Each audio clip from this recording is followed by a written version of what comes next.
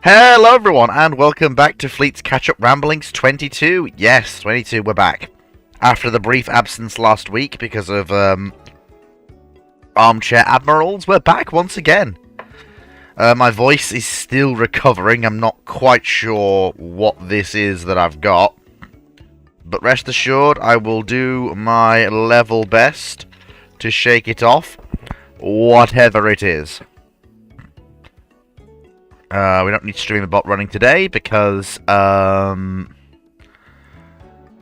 we don't take questions today, so I will do my. Whoops, that's me. That's me. Hello, Timu. Nice to see you. Just drop into the stage. The stage.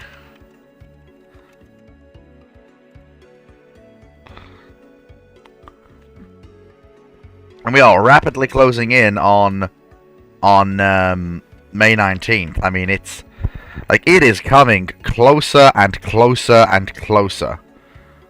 And tell you the truth, folks, a lot of people gonna be there. Like really, a lot of people.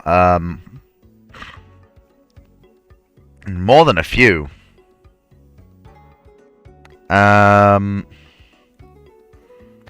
Plenty of catch-up questions, I think, in the doc. I'm fairly certain. Well, we shall see. In a second. Excuse me, I've still got that cold, so you'll have to give me a minute. Occasionally I'll have to stop and nearly cough up a lung, but hopefully we should be okay. Overall. No, well, I'm not sure on the modding situation, Knight. Well, we've been playing, unless there's been an update literally today, but I don't know. We've been playing with Millennium Dawn and it's been okay. Tested it last night, still seems to be fine.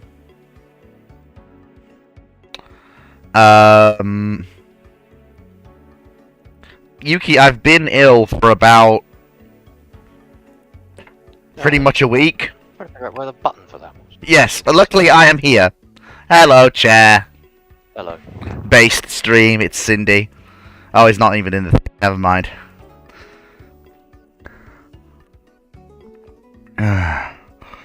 Oh dear. Right, so, without further ado...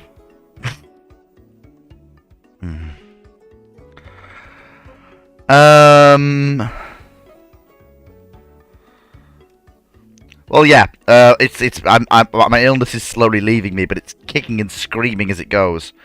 It's one of those chesty coughs that just takes forever to go away, and leaves your throat fucked while it's leaving,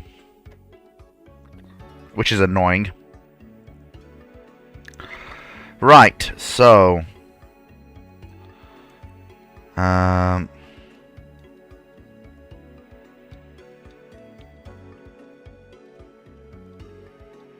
Actually, let me just check.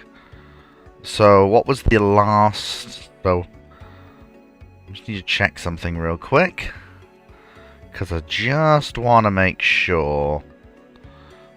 So, check my lives real quick. So, 78. So, 78 and 79 is what we should have. So, I'm going to have to work through... Well... So what we'll do is we'll work through the document first, which has 78 on it, and then we'll go back to... we'll have to go through YouTube and then the Discord here in the dry dock. But without further ado, let's get started.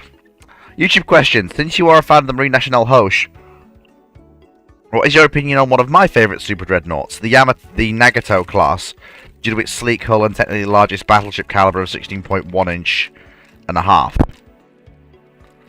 Well, 6.1 inch. Well, the Nagatos are, without a doubt, a contender for the best battleships, the best 16-inch battleships built around the time of the Washington Treaty. I say contender because the Nelsons are better in basically every way except speed. Man, I love the Nelsons. But the Nagato's are a very close second, and they're also probably better balanced ships because they're not treaty ships. They're not designed with the treaties in mind. They are. They don't have some of the compromises the Nelsons do. And also, they're 26 knot ships. They're fairly quick, Speedy beggars. especially for moving 8 16-inch guns around. I mean, yeah, that's what you want, isn't it? Hmm.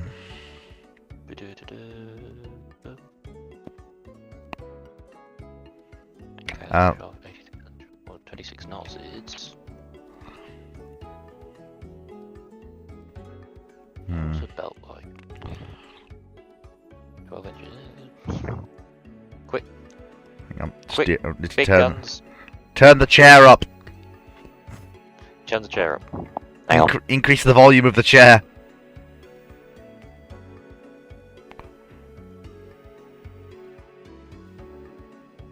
How about now?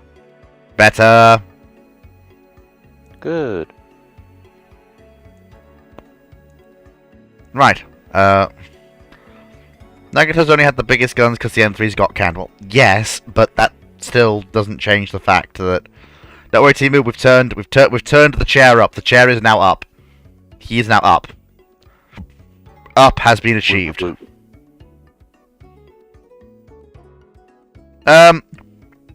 Discord question.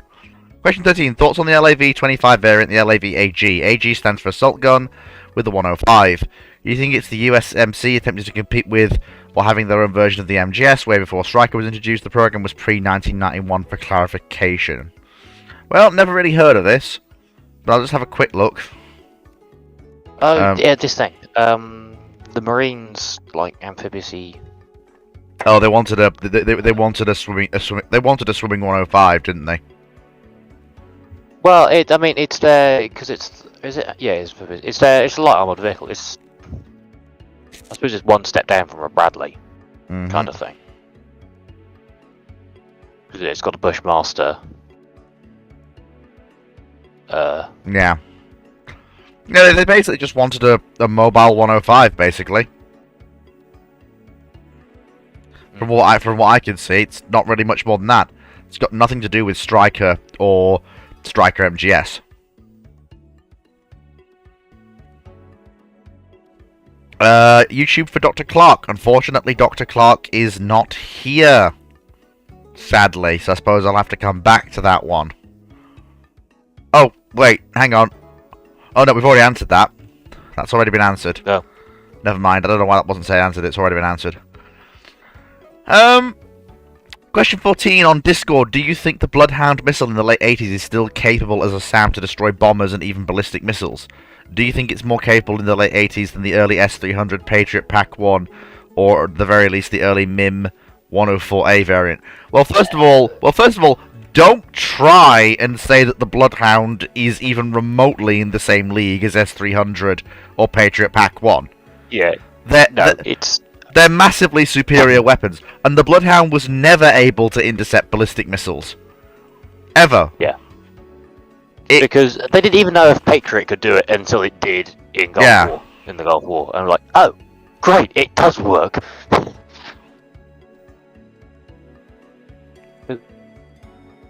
If we go just have a little comparison, let me get the data up. Look, even the earliest versions of these missiles, the early S-300, the early Patriot, blow Bloodhound out of the water in terms of capability and envelope. Specifically as well, because Patriot and S-300 you use in battery formation, and their radar systems enable you to engage more targets with the battery's missiles. Bloodhound, basically, you lock up a single target, loose a single missile with the battery's radar, and okay, there you go. Have fun. I hope you weren't planning on. Yeah, I know, C-Dodders. This is why I'm confused. Why Bloodhound is trying to, why I assume it's Gunnery Officer is trying to ask why Bloodhound competes with S-300 and early model Patriot when it does not. It does not. That's not. I mean, there's similar range of Mark II Bloodhound, but Bloodhound goes what Mach 2.7. Yeah. Patriot is going Mach 4.5. Like sort of, it is different ball games. Bloodhound's huge. Yeah, Like, it's a old missile. Yeah, it basically shows that you could get performances better than the early Massive Sams with much smaller weapons. By that point. Yeah, there were plans to use Mark II in Violet Friend, but it wasn't the anti-ballistic missiles role, but they just didn't go with it. Yeah, because they went, well, no, why are we doing this? Yeah. I mean, yeah, Bloodhound is a brilliant system, but not 20 years after it was rolled out. No, it is absolutely a do not come near us or I will obliterate you. But it's not an equivalent. Smacking.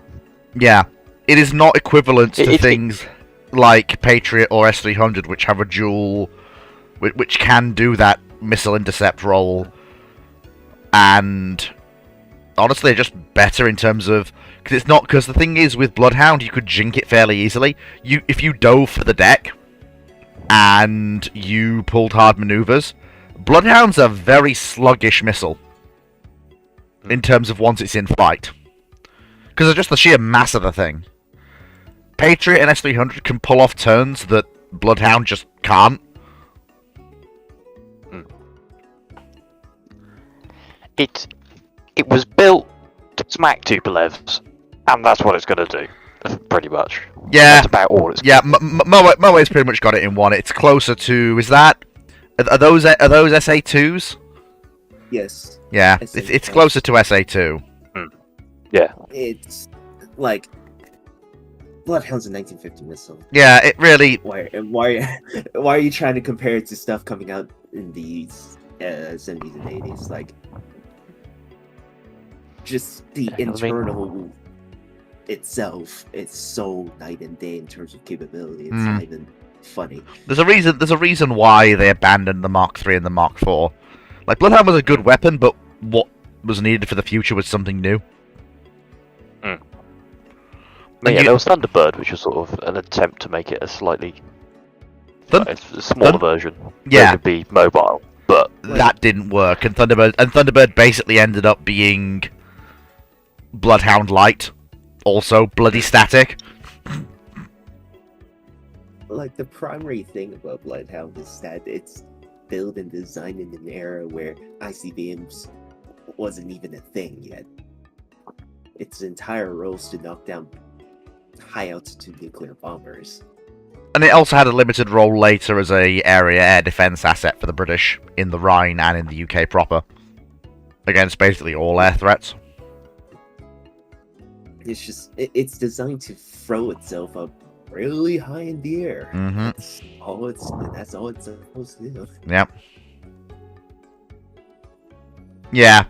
I mean, we would be able to talk about those extra Marks tonight if they were built, but they were never built, so we can't really. YouTube question: Which caliber can be used on every type of capital ship, cruiser, battleship, and battlecruiser? Oh, that's really easy actually. 12-inch gun. You can have a 12-inch main battery on basically every type of ship. You're gonna have to step up the amount of guns you have. For battleships and battlecruisers, especially in the 30s and 40s, but you can still use a 12-inch gun, especially something like the Alaska's 12-inch, which just is nasty. Aggressively nasty. Like didn't that have AP performance equivalent to American 14-inch? Old 14-inch, admittedly, but still. I mean, yeah, but that's simply because it's thrown a 12-inch shell out of a, like, I think it's a 56 caliber barrel. Yeah. The barrel life on the Alaskas is, you could probably compare. It's comparable to Russian gun, barrel life. But Yeah, when you throw something at a high enough velocity, it's going to start doing some ridiculous penetrations. Mm-hmm.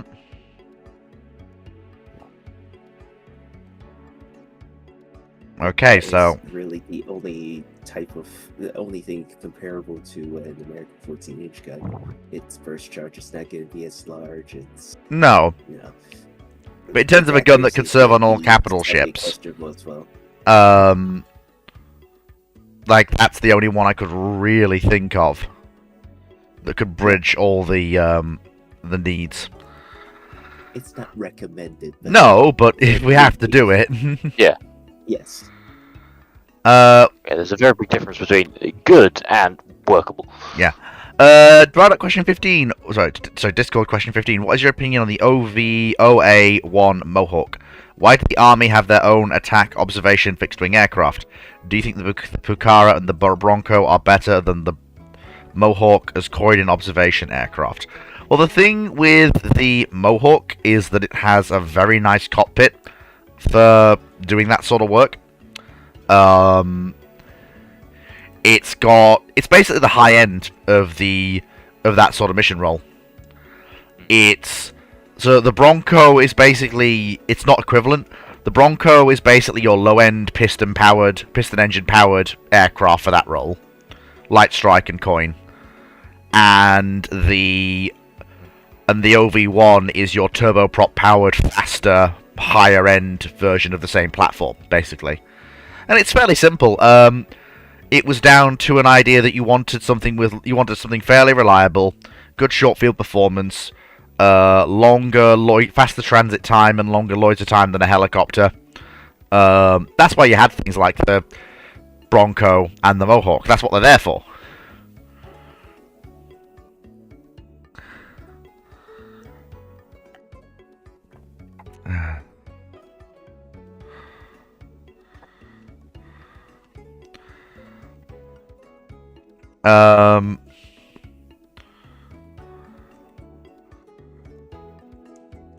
So what's next? I mean, unless any of either of you have anything to say on that, or do you think I've pretty much hit the nail on the head? No, I mean, yeah, they have a use role, but I've never particularly seen the massiveness requirement for one of these. Look, it's very simple. It exists because the Army has always tried to find a way to circumnavigate that Air Force goes to Air Force. And also, a lot of the role they used to do with manned aircraft, they do now with things like Predator and other larger especially now you've got Predator. That's going to do the job of these things. So. But back then, you didn't have, that sort of. Yeah, back then you didn't have Predator. And to be fair, the plane ended up being a joint project between most of the branches. The Navy and the Marine pretty much end up hopping into the program and, making use of it as well. Which is really weird. For some reason, the Navy wanted so that it could carry a Jeep.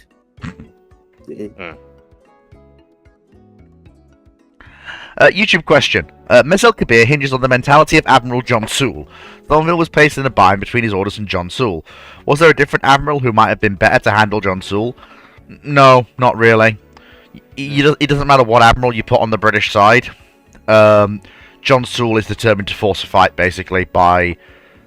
But honestly, I can't see it any other way. He's deliberately obfuscating the facts to steer the situation to the outcome that he thinks, is desirable. A shooting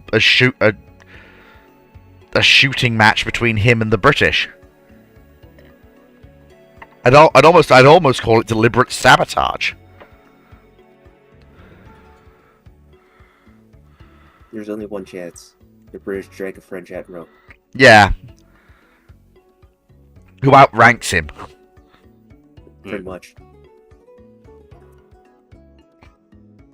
Discord question. What's your favourite Elden Ring boss fight? Never played Elden Ring. Yeah, sorry. Same here.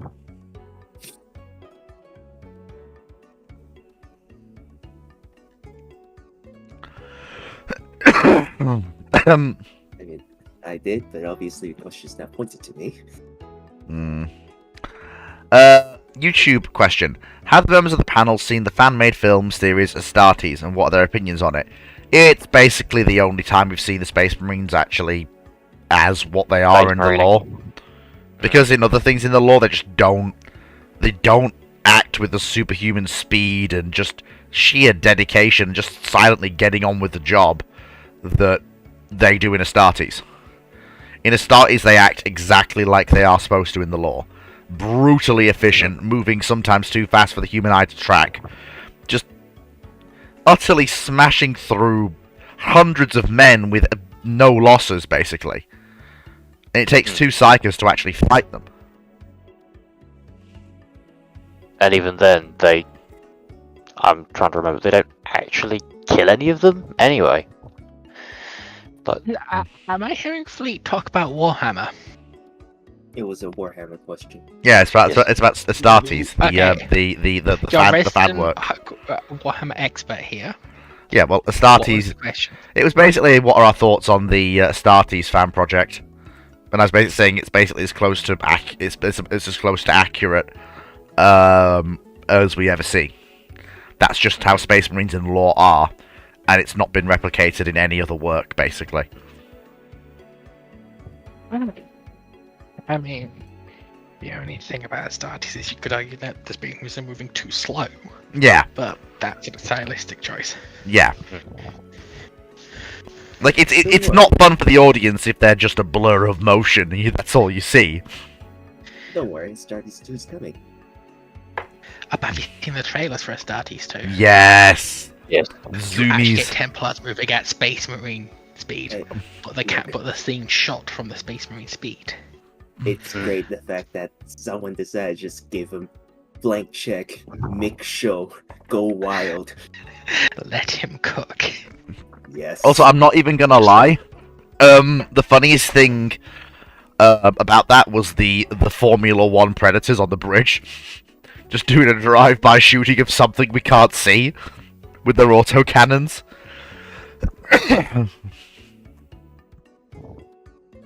Right. But anyway, Fleet, I've got good news and bad news for you. Good news, I'll be able to join Ramblings first time whenever now, Yay! for a while. Bad news, it's because I've lost my job.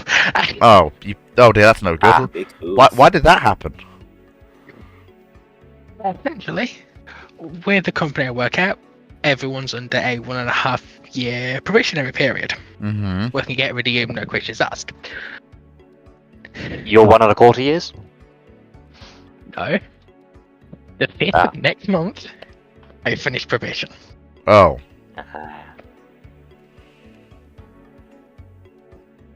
And as stipulated by the contract, the wages go up. Mm-hmm.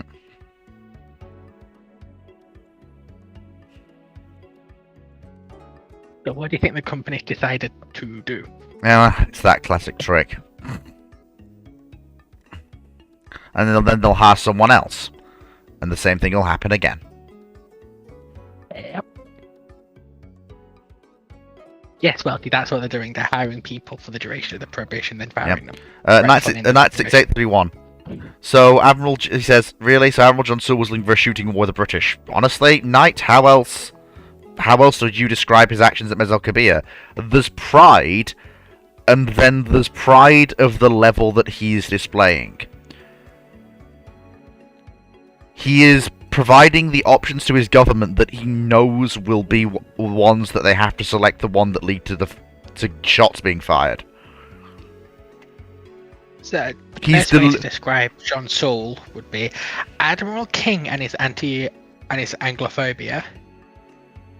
But he keeps forgetting France isn't the US. It doesn't have the power of the US. It's not in the position of the US. Especially not at that moment. He is excluding the options that would allow for diplomacy and only leaving the ones that are binary shoot or surrender. If that's not at least a gross miscompetence and at worst deliberately trying to engineer an incident, I don't know what is.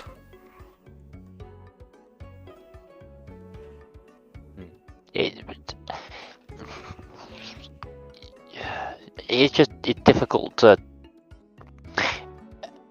People act irrationally sometimes, and sometimes there can be no explanation, and things will just happen the way they happen because someone is just an idiot. Mm-hmm. And Even if that wasn't his intention, it's hard not to look at it in that way. he may not have intended that at all. It might be some big balls bargaining thing, but then he's just very, very bad at calculating what was going on. And obviously, once the 15-inch shells start raining down, you can't really go back on anything. He's Rome's acting like it's the 1830s instead of the 1930s. Yeah. Yeah, and he was you also can't acting. just sit in your harbour and be safe. And he was also acting like half of France hadn't just fallen. Direct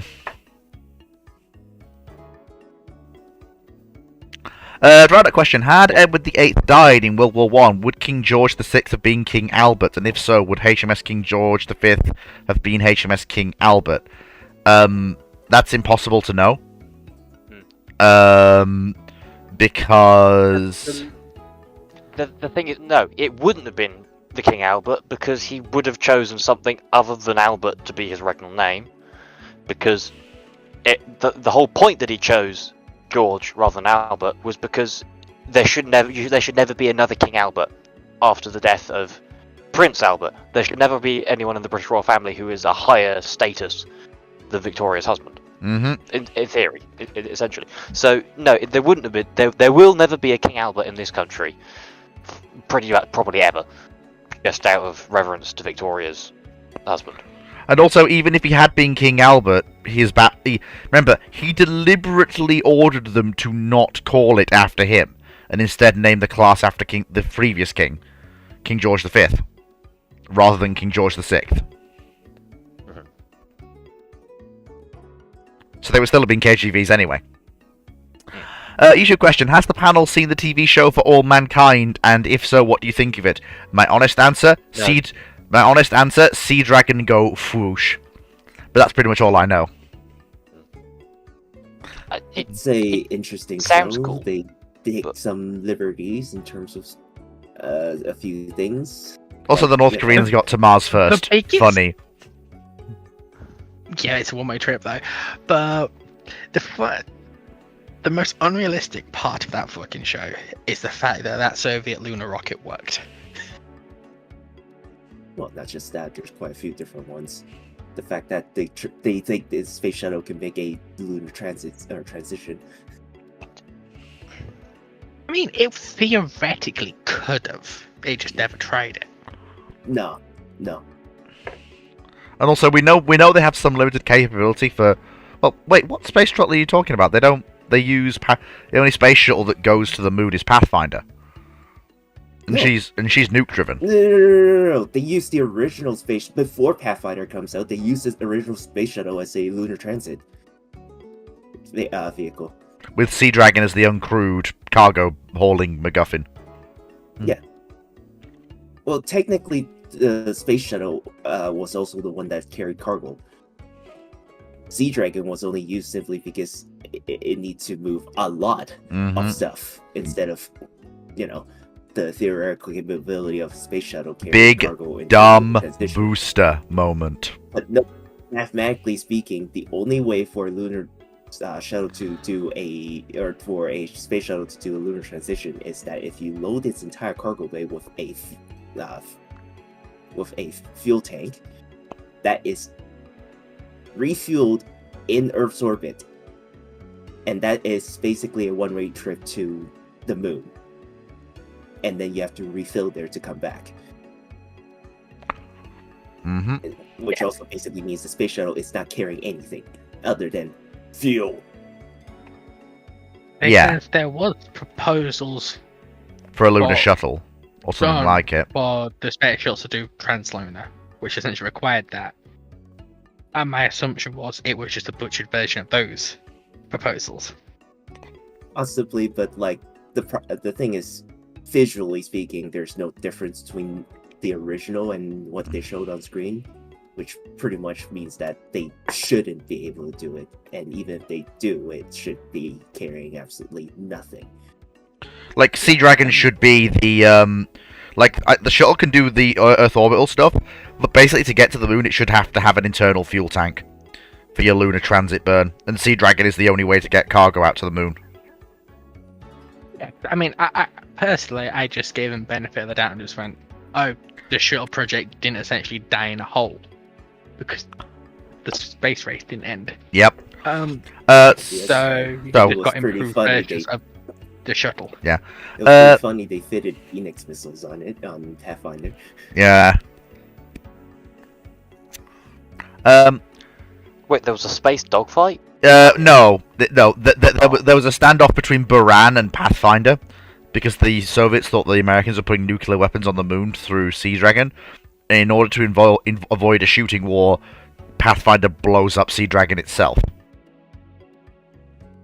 Oh. And literally there's this moment where the crew of Buran go past Pathfinder, and literally the Soviets are going, what the fuck did we just see? What do we do? I mean, would Phoenix actually work in space? With modifications, yeah. I mean, I yes. thought it's still an oxidizer rocket in there. It would Well, be able to point at Yes, it. but I mean, the problem is maneuver. Yeah, you'd Yeah, you'd have cannot to. you have unless to- you put on a, you have to put- I on a suppose- propellant system. Yeah, I suppose you could just use the. Essentially, it's a dumb rocket at that point. So Yeah. why the hell are you using Phoenix and not? something Why else. aren't you using Yeah, just a 3-inch rocket or something? Just yeah. thump, gone. Bring Yeah. back Mighty Mountain Space! It doesn't even need the range Yeah. because once it Basically, starts going, It's it's going. not gonna stop. Yeah, it's going, yeah. Discord question. Here's a completely non-naval history related question. What's the worst thing about taxes? Simply put, the only bad thing about taxes is that they take money off me. They basically, that's the only bad thing. They basically enable everything else. Everything else about The taxes problem- is a net positive. The only downside is Problem. they take money away from me. And that's literally everyone's only problem with bloody taxes. I mean, yeah, but to be fair, another problem with taxes is that you cannot guarantee your tax money is being put into things that either. Well, that's not really a you get problem with. benefits out of. That's not really a problem with taxation itself. That's a problem with That's the the problem usage with of. government. And yeah. That's something different. Yeah, that's the That's problem. modern politics. Bye Yeah. bye. Yeah. Question for Dr. Yay. Clark. He's not here yet, so we'll leave that one on the unanswered pile and come back to it later.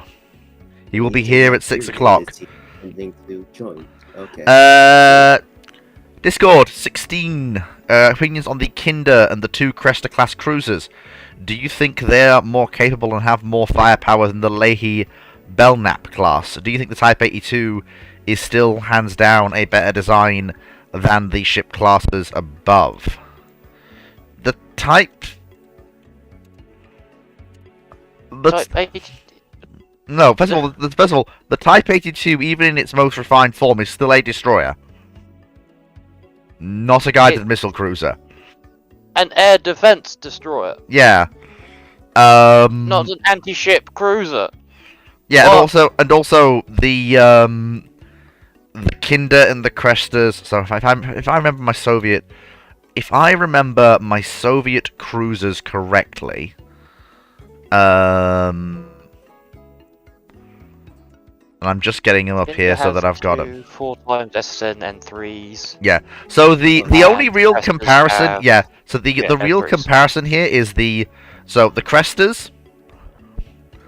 So Cresta 1 and Cresta 2, they are the real equivalents to something like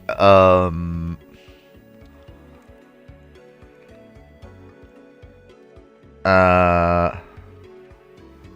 mean, it's just 3 iterations in a series. yeah. I mean, yeah. 'Cause Cresta the- 2 is better than Cresta 1 is better than Kinder because development. Yeah. Yeah. So the thing is, Kinder's not really equivalent because she's very much she's very much a A Type 82 will beat up a Kinder. Yeah, basically, a Type 82 or a Belknap will beat up a Kinder, because the Kinder's very much more... It's got those very large anti-missile tubes, which kind of limit the way its air defense envelope can work, in a way that the other two just don't. The Cresta 1 and the Cresta 2 are very much more equivalent to the Belknaps, and it's basically it's a who shoots, who detects, who locks, who shoots first. Basically, it's going to decide that between the Belknap or a Cresta 1 or 2. Yeah. But Type 82 will win only because it'll gun down the bloody Kinder. Yeah. That's the thing. Her only anti-ship armament is the 4.5. Yeah, here's the thing. Yeah. Whereas the Belknap can win by just dropping a harpoon on its deck. Whereas Type 82 versus the thing is with the Cresta 1 and Cresta 2, they have just about the salvo weight to get through, because their missiles are more advanced. They have the salvo weight to get through a single Type 82's air defense grid, whereas the Kinder's missiles are not so advanced. They're Shattuck. Well, sorry. They're the old version of Shattuck, the worse version of Shattuck.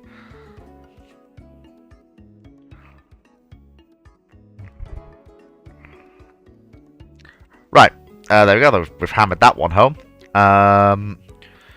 Right, next question.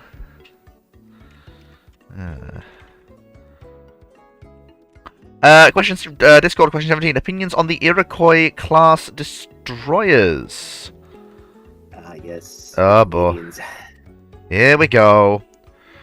Iroquois class destroyers. Do you think it's a better DD than the Spruance class? And even with the Iroquois DDG refit with the Mark 140 Vol and VLS, do you think it's miles better than the Mark 41 VLS Spruance refit? No. The Spruance is a full-on multi-mission destroyer, VLS or not. The Iroquois was always a it was first a small destroyer to work with the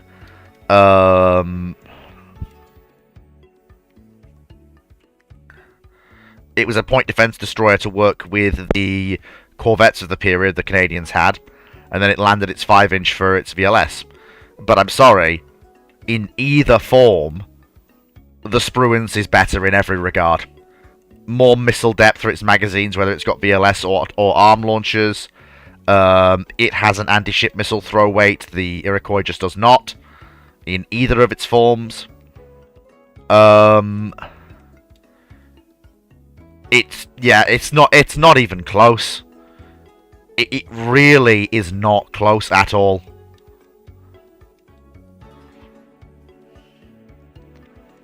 I mean, it's almost like it's originally a anti-submarine warfare destroyer. Yeah. And also there's 3,000 tons difference between them. And in Cold War destroyer terms, that's a massive gulf. That's an almost insurmountable gulfing capability you can cram into 3,000 extra tons.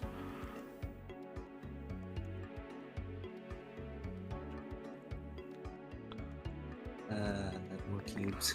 More cubes.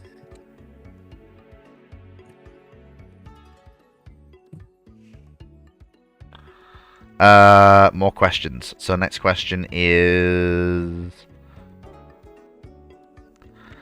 other than being pressurized... This is still question 18. Other than being pressurized cabin, do you think the Lancaster has better crew accommodations and more effective and comfortable for the crew during bombing missions than a B-29? And do you think the early B-29 engine is worse than the Merlin 20? Well, the early B-29 engine is less reliable than the Merlin 20, but it is just a flat-out more powerful engine when it's working. Engine. Yeah. In terms of crew comfort, they're both World War II era bombers. Your accommodations are not exactly what I'm going to call plush in either bomber. You get the seat you sit in to do your job, and that's about it. There's some space to move about within the aircraft for repairs and such. That's about it. I mean, Foxo's the she's got a bit of knowledge on the Lancasters, I don't think serving on board a Lancaster was any more or less comfortable than serving on board a B-29. Pressurization excluded, of course. Neither has a central heating system, so Yeah, you're still freezing cold. Anyway. yeah, you are cold, and this is something you will have to accept. I mean, I guess V-29 has a slight advantage. It flies high enough where you may not run into as much turbulence, I guess. But to be fair, At that point, that's not so information much. anyway. Yeah, that's more aviation comfort generally rather than crew comfort. Within the aircraft specifically. You kind of you get what I mean, Moe? I'm not trying to say. I'm trying to describe it. I'm struggling to find the words. You are unlikely to find accommodation anywhere equal to, say, an economy class on a jumbo jet nowadays. Yeah, pretty much. Here's a seat, stare at it, or sit in it, stare at it. Although I will say Before the gunners shot. have got a better, with their remote control weapon stations, the gunners on the B-29s have a better time of it than the gunners on the Lank do. For some of them.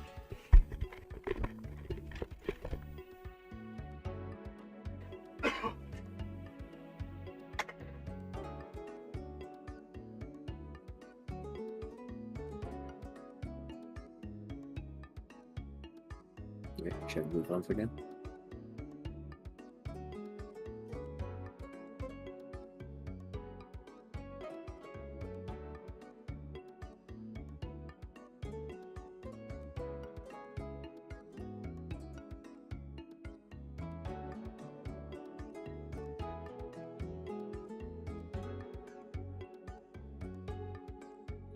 Ready?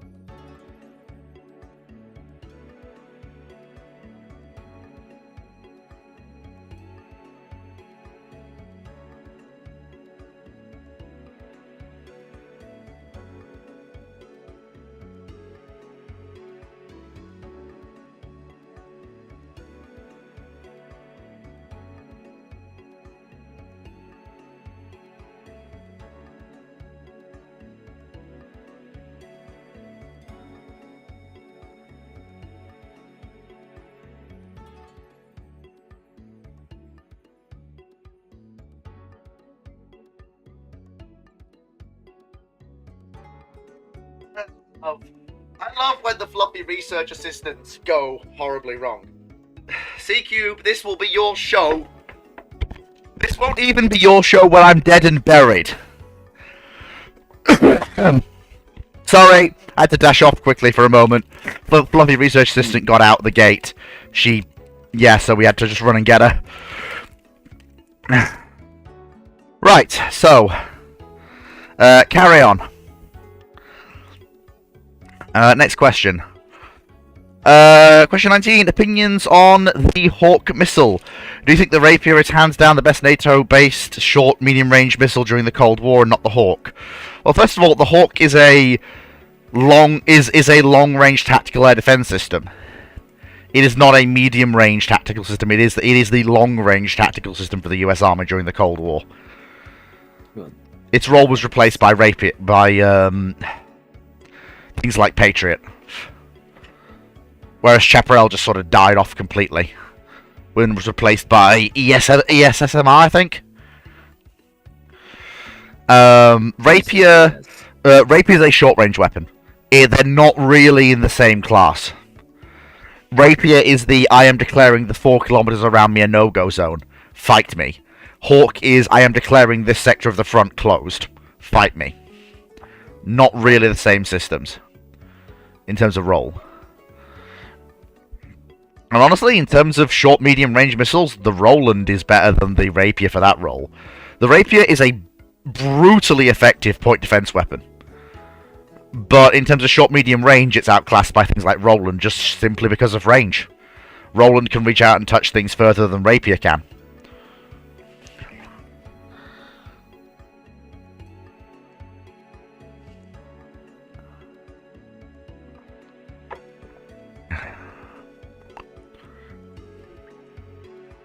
Like, Rapier is a fantastic weapon if it gets you within range of it, basically. That's the thing. if you are stupid enough to fly within range of rapier, you're pretty much dead, because there are no countermeasures to it. If it can see you, it can kill you.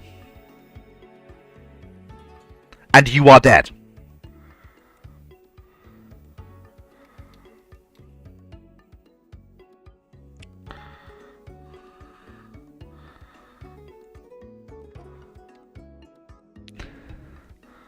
That was fairly short and sweet, wasn't it?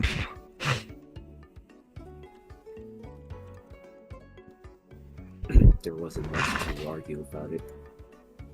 Pardon? There wasn't much to argue about it, so yeah.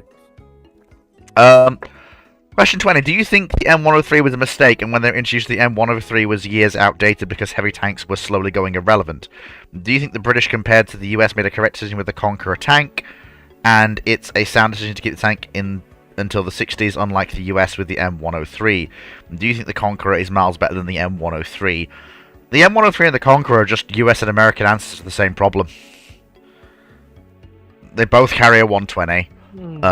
They both are heavy tanks. In terms of better or worse, it's... The Conqueror's undeniably the better of the two vehicles.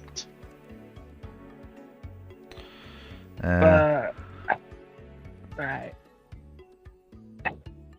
And to be fair, it just comes down to more of the fact that the M103 was designed more than just knock out Soviet heavy in mind. Yeah. The Conqueror was very much a I am going to murder that IS-3 and I don't care what you say. The M103 is I am just the US heavy tank to do US heavy tank things. I am not here specifically to kill Soviet tanks. Okay. There's a bit more to Conqueror than that. So, for those of you that don't know, Conqueror started off as a development of a wider hulled up armored Centurion. With a new engine and initially the same turret as Centurion, which is wrongfully called Carnarvon by War Thunder and other tanks. It wasn't, but it wasn't actually named because it's just a prototype. But essentially,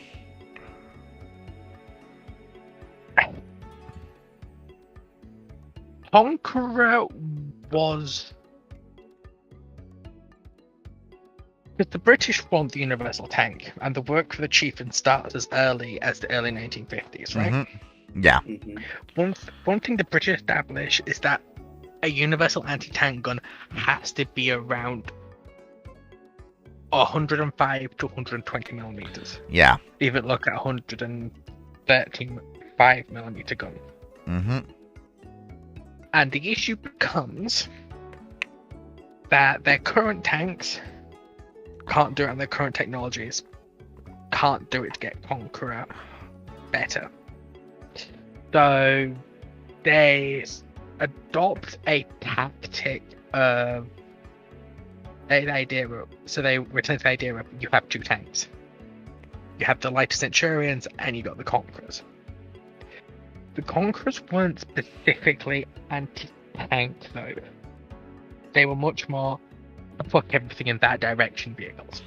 Oh no, I'm aware, but it's more. I was more saying that they were very good at that. They were, I'd argue, but they were much better than the M103 at the whole. Fuck that Soviet tank in particular. But it wasn't their only role. But so you look at the 120s they're putting on it in development, and you go, it's about equivalent to. It's well, didn't the British literally rip off the? Well, not rip off, but they ripped off the M103's gun and said we're going to Britishize this. No, not at all. It's not the same gun. Well, essentially. Well, then someone needs to edit the Wikipedia article then. Yeah, someone does. Because Conqueror's 120 has nothing to do with the M103. Because Conqueror is the original gun for Conqueror, which is a Hammer's designation now, was ripped off. It was a development of a destroyer gun. and it was designed to fire 120mm armor-piercing rounds. Mm-hmm. And then the project gets delayed so much that, to abbreviate it, the Royal Ordnance goes, we have a much better, lighter gun for this that fires at much higher velocity and can fire our fancy new APDS rounds that we've shown are so much more effective. That gets developed into the L1A1. Yep. No, sorry, not L1A1. That's a shell. Do you mean the L7? No, the L7's the 105. I don't know what you mean then. It's...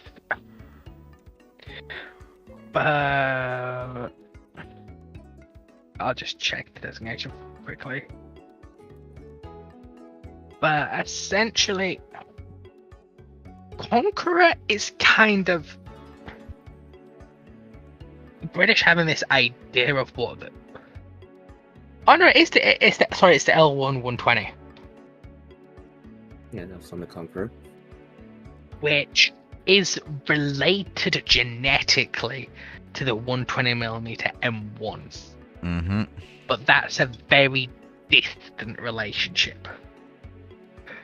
It's sort of the same relationship that technically has the M1 Grand being related to the Mauser level. Mm-hmm. Mauser. And so... it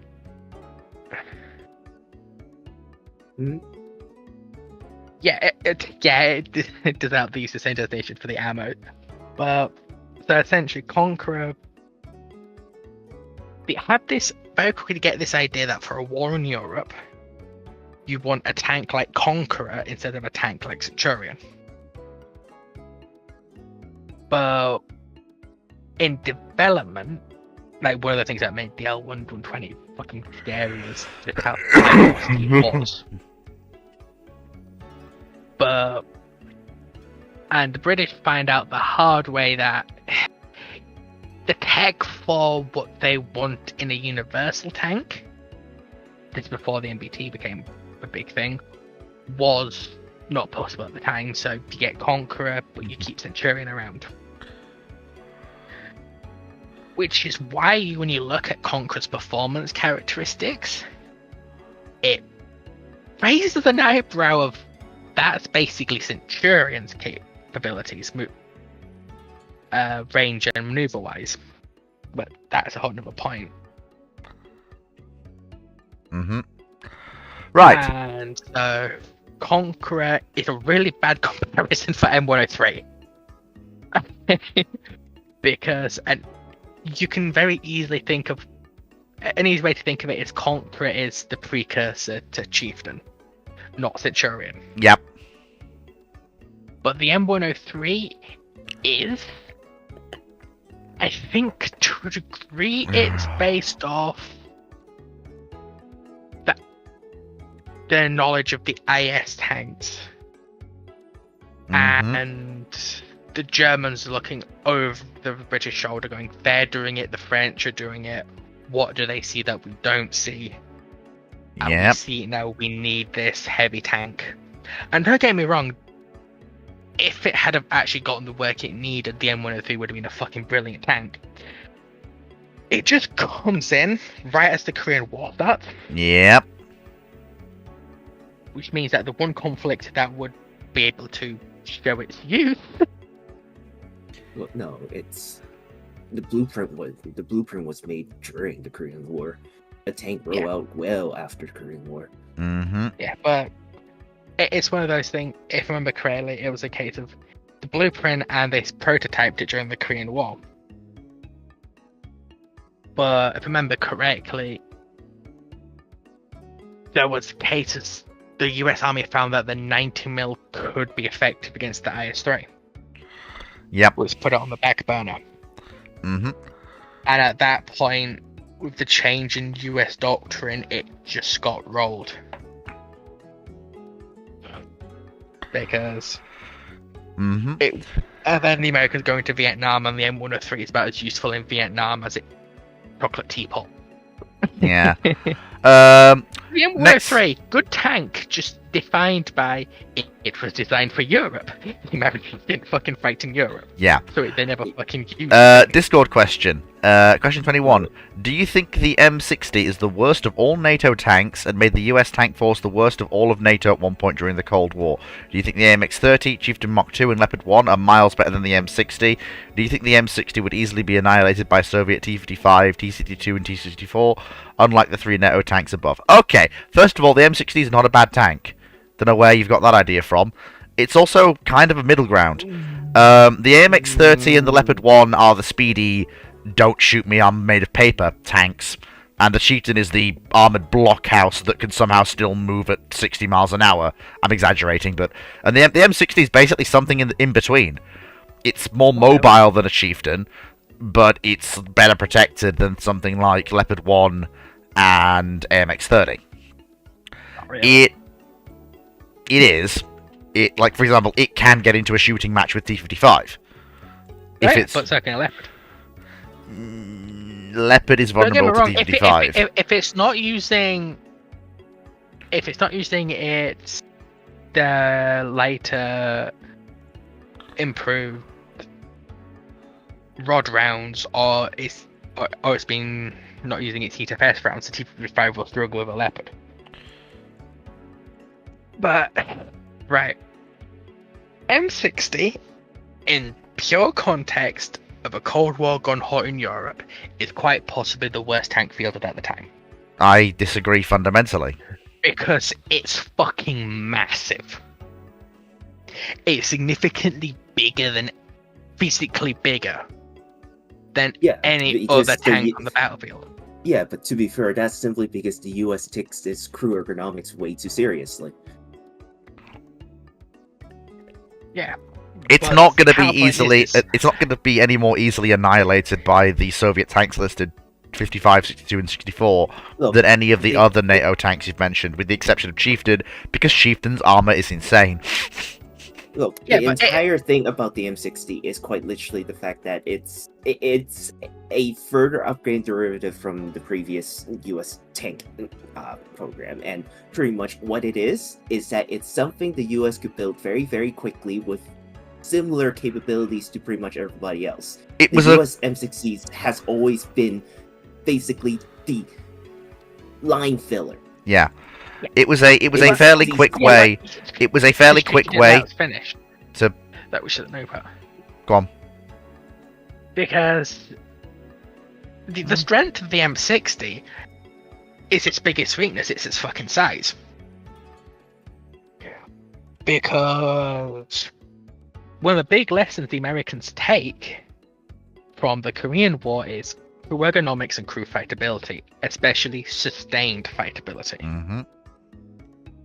Which, if you've ever been in an M60, you will know that inside that turret is massive compared to tanks of its time, even compared to a lot of modern tanks. Mm-hmm. There is room, you can put up a hammock in there, not joking. Mm-hmm. One of the ones in the museum I went to had a hammock, they let us in, I was able to lay on the hammock. Fox, so, but you are not exactly the tallest person. It's a tank you can Yeah, fight. but- It's It's a kind of a point to say, I won't be able to do that in a T-55. It's a tank that, like, it might make it slightly more vulnerable, but it's a tank you could fight in an NBC battlefield from.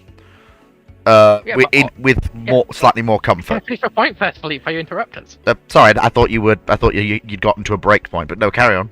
And one of the big things about why it's big is because the US learns a lot of very important lessons for fighting in tropical environments. And those get integrated into the M60. Which is why, when, if I remember correctly, they're taken into Southeast Asia, once the mechanical viability issues are sorted out, they're good fucking tanks. Like, they outperform anything in non-optimal environments that NATO has. Because they've got good ground pressure, they've got brilliant crew ergonomics, they've actually got, a lot of them have integrated air conditioning. Mm-hmm. But the issue is, if you're looking at purely against other tanks in Central Europe, they're much bigger than even a chieftain. They're not as well protected as the chieftain. Mm-hmm. And suddenly all those crew ergonomics doesn't matter when the most important part of being not dying in tank combat is not getting hit.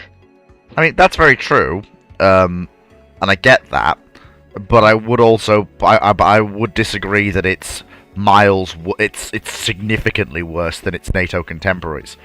It's still got decent fire control, depending on what era it is and what M60 it is. Obviously, it's going to have the fire control equivalent to the period it's operating in. It's going to have... Yeah, sure, it might get seen first and die, but that's going to come down to the circumstances of combat.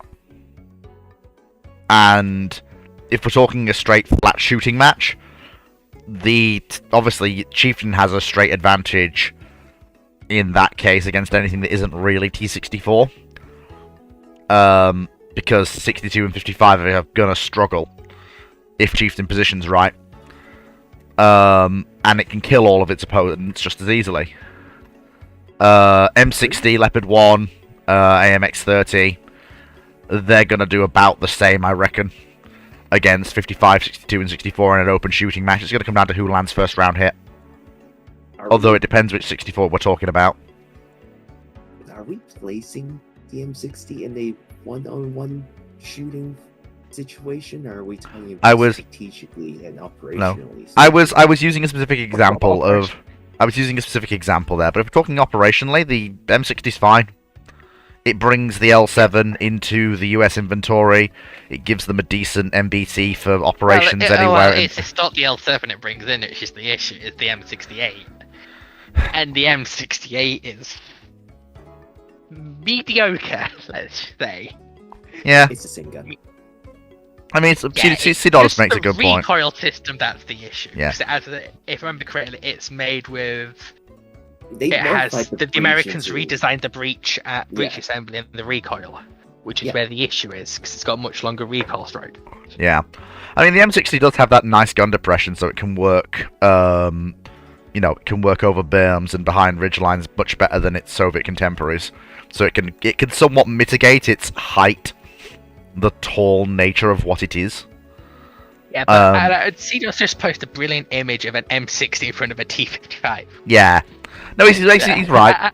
Yeah, but the T-55 is hilariously small. Yeah, there's nothing wrong with the M60. It's just it's just by a little bit of a metric, slightly worse in terms of observability than its other NATO counterparts.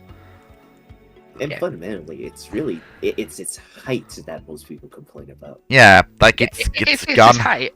It's essentially one of those tanks that trades raw combat potential for strategic potential. Yeah.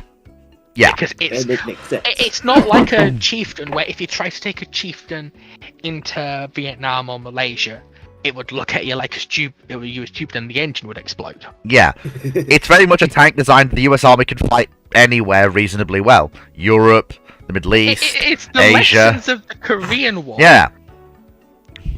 And it's being put against the tanks that are being fighting on the same theories of arguably World War II and the Six-Day War. Oh, is it? No, that's not wrong. Israeli War. No, it would be the Six-Day Wars, isn't it? I don't remember because I read something interesting about the Centurions, where it was one of the big battles of the Israeli Centurions massively influenced the development of the chieftain. I can't remember which war it is now, which battle. Probably the Yom Kippur War. Yeah, so Is that the one in the 50s? No, you're thinking of 6 Day. 6 Day was in the 50s. Yeah, it was right. When the only war they fought in the 50s was Suez. Was Israeli involvement in the Suez, I think. Unless That was the 50s. That's what I said. Yeah, that's what I said. Yeah, the Suez 50s. was 50s. That's what I said. Yeah, You Suez said is the 60s. 50s. No, I said 50. So No, it's we said the just 6 Day Suez, Wars I'm is thinking of. 60s. 6 Day was 69. Yeah, Yom Kippur's Yeah. 73, I think. See, I'm sorry, don't mind me, I'm just getting the Israeli wars mixed up. They have a lot of them. But, Yeah, they do. They have a lot of them. but it's sort of the M60's an ugly duckling of a tank because it was made under pretexts that its contemporaries didn't have. Yep, I think that's a fair way to put it. But it's not bad by any means. Nor is it the worst of all NATO tanks. I can think of a few tanks that deserve that name. It ain't the M60. Right, here's the thing. In context of a conventional war, Cold War gunfight scenario, the M60 is the worst of this generation of Cold War tanks. If you have In the choice context of the between historical Cold War, it's one of the best. hmm Which is probably the best I can think of. Although I will point out, we're calling it the worst in terms of a few points. It's not. We're not calling it a bad tank. So let's like- make that clear. Yeah, it's simple as this. It will get the job done. Like, the only reason I'm saying the T-55 is on its level is because I'm assuming it's the heavily recently modernized for the time period T-55s. Yeah. Stuff like the Czech T-55s. Or some of the Russian action. Russian upgrades that are coming in at this point, and the East German upgrades that are coming in No, at this point. They come in later. They come in the late 60s Right. and arguably 70s. But sort of, if it's a Soviet T-55, the M60 absolutely bodies it. Because that's a reserve T-55 and that hasn't seen modernization since the 1950s. But early 50s, but hmm yeah. Right. So we've gone through the document, but we've still got the questions on YouTube and Discord from 79 to get through. So without further ado, let's move on to them. So, C-Dodders on Discord are. You had some questions for me. Oh, You specifically Yeah, thank you, addressed Alex. me. Yeah, that's one Thank you, question. Alex. Yep, thank you, Alex. Oh yeah, there was one question Just for saying, you. I'm going to quickly pop to the loo, but I only have an hour I can give you this evening between teaching. Righto. I'll be back in a second. Yeah. So I'm glad he showed up because I knew there was a question for him. Yes, there was. Mm-hmm.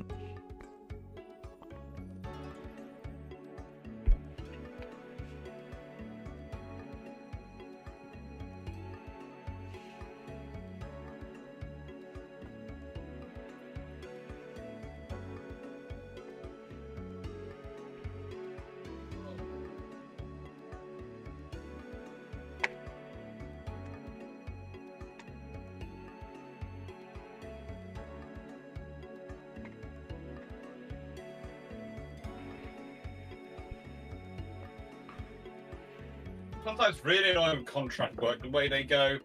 Well, whilst we normally pay you, yes, on the last Thursday of the month, this month we're holding on to the 28th because we paid you on the 28th last month. We want to make sure it's an exact payment match. You sit there and go, okay, that might be good for your accounting, but that's really fucking annoying for me, excuse the French. Yeah. Oh, and Flick, can we add a Fox or rants at the end of this stream? I really need to rant about my employer or something. You should do. Yes, I agree. You should do. Well, correction, my former employer. Right. Oh, good. So the Can you all hear me? Yes, we Just can to all- double check. we can hear you. Okay. Because Discord has a habit of disconnecting me on the laptop for some reason. You are coming through 5x5. So the question for Dr. Clark is this. You are in charge of the UK government from the 40s to the 60s. What policies do you enact regarding the military and its infrastructure? Question. So basically post World War II, I'm guessing? 40s to 60s, I would assume so, yes. Okay, in which case I am not doing the whole Victorious upgrade. Good. I'm going to concentrate. I'm going to constrict the. I'm going to probably do that sort of the Maltas scenario, Mm-hmm. which we talked about before. Possibly, probably cancel the Audaciouses and just keep the Implacables going as the spares. And slowly work the others to the death. Build the Maltas as build the mortars from basically do the testing and build the mortars from the deck up as angled deck carriers. Basically, by the point they're putting so they'll pretty much be very different than they would have been planned necessarily as straight deck ships. Going to establish a policy of governments enacting a military law which defines the size of the force structure and have it so that it has to be repeated every 10 years. And therefore the government cannot, without an act of parliament, let the forces slip below a certain level. So I'm going to establish that as a policy, so thereby, whilst that will make things slightly more difficult in terms of reacting to sudden events and increasing, if you add in the sort of the fact that governments can build up, but the law sets a minimum of what the force structure can be, it will allow things to be interesting going on before and allow your bases, especially to firm up construction and also to give some assurance to industry that, you know, governments are not going to be randomly cutting whole structures of forces because it's all agreed by Act of Parliament. And if you have it in, I know governments cannot bind the hands of future governments with these Acts of Parliament, but it does mean that to change it, you have to require another Act of Parliament, which means the government has to open it up to a full debate process, which always causes things fun. Yeah. And establish a policy whereby it's normal for the Air Force to have at least 3 types of jet in service and 3 types of aircraft in service, because you want to have them so that they are, as I say, a sort of sine wave, and it's 3 overlapping sine waves of coming in, of reaching their capability and going out of service, so that they sort of overlap each other in a way that you're always quite capable your force is always quite capable. I want to establish the Navy so that it's built around an amphibious capability of a Royal Marine, a constant capability of a brigade at sea, so probably a Royal Marine divisional strength formation, and that's our global reaction force primarily. And the same with the Army having a global reaction force based around a sort of a parachute division. And those are the 2 global reaction forces, and amphibious task group based around, you know, maintaining that brigade at sea. So probably that's going to be like 4 amphibious task groups and 4 carrier battle groups, and that's the core of my power projection. Going to move quite strong on the submarines and have all the support forces necessary for them. The Army, I'm fine with building up a core in Germany. I'm fine with building up that kind of structure. But I want the Army to be almost in sort of 2 forms. I want them to be established as, this is our core for Germany, and this is our core for the UK and rest of the world operations. You're basically building up. We can deploy. You're basically building up I am going to be able to smash the Russians in the face army, and I am able to rapidly move another part of the army to anywhere where trouble's flared up. It's a 2 core strategy. Yeah. It's a 2 core strategy. And so the Army will, including the parachute division, have about 7 divisions of strength. And the Royal Marines will have another division of strength. And basically, I'll build it up on the scenario that the 3rd division in the core in Germany is a reservist corps that we can rapidly mobilize out there. Their equipment is forward base, but they are reservists that we fly out, which makes sense. And the going around the rest of the world is going to be 2 divisions of reservists and 1 division of regulars, if that makes sense. Parachute division, of course, are going to be regulars, but they're 4th brigade, because they'll have 4 brigades, 3 active and 1 reserve. And the Royal Marines will also have 3 active brigades and 1 reserve. Makes sense. So it'll all be sort of structured, and for God's sake, the Royal Marines can go, we want to be infantry all they want. They will be given vehicles. They'll be told, here are amphibious tracked vehicles, or here are amphibious APCs which are 8x8s. Take them. We put a skirt on a conqueror. Take it. Move. Move, damn it, move! You're going to have something. And basically, just keep that kind of force structure going. And when we get on round to moving from strategic bombers to SSBNs, make sure we have at least 6 of them in service as SSBNs and 6 in service as SSGNs. Also, for God's sake, please. Keep a constant force like that. Please, can we procure back TSR2, please? No. TSR2 would be a mistake. Honestly, it's going to be decided between that and the FB 111, and honestly, I prefer to almost get the British involved in FB, the Aardvark program earlier, instead of going for the TSR, and to make that as an Anglo-American project. But the cancellation of the TSR killed a bunch of defense procurement companies in this country, and it was a beautiful aircraft. Yes, but if you never start in the first place, and if you get involved in the FB 111 project at the beginning, and you make that a joint Anglo-American project, you A, keep those companies going, B, tie them into the wider build of the Aardvark, and probably make the Aardvark a lot more attractive to other nations to buy lots of them, and you set up a production line for it in the UK. I mean, I all of this is logical and makes perfect sense, but TSR2 is just... You just hate it because you love the TSR. Well, no, it's also a better aircraft than the Aardvark is. Oh, no. And that depends on a bit, but let's be honest. A joint Anglo-American Aardvark program with some of the ideas from the TSR thrown into it is going to be the best aircraft of both options. Yeah, if it's a full from the beginning we're in, then yeah, it's not going to be the 111 we know. It's going to be something different. But it's going to be let me put it this way: such a joint program is going to have a tremendously interesting impact on the development of things. Mm-hmm. And it might also lead to the fact that if I've gone down the Buccaneer Phantom route, maybe I've got Sea Vixens, maybe maybe I've kept their successes going, or maybe I go for the supersonic Buccaneer. But it's going to give me options if I've built up that relationship with the Americans, because they've got the wider industrial base at this point.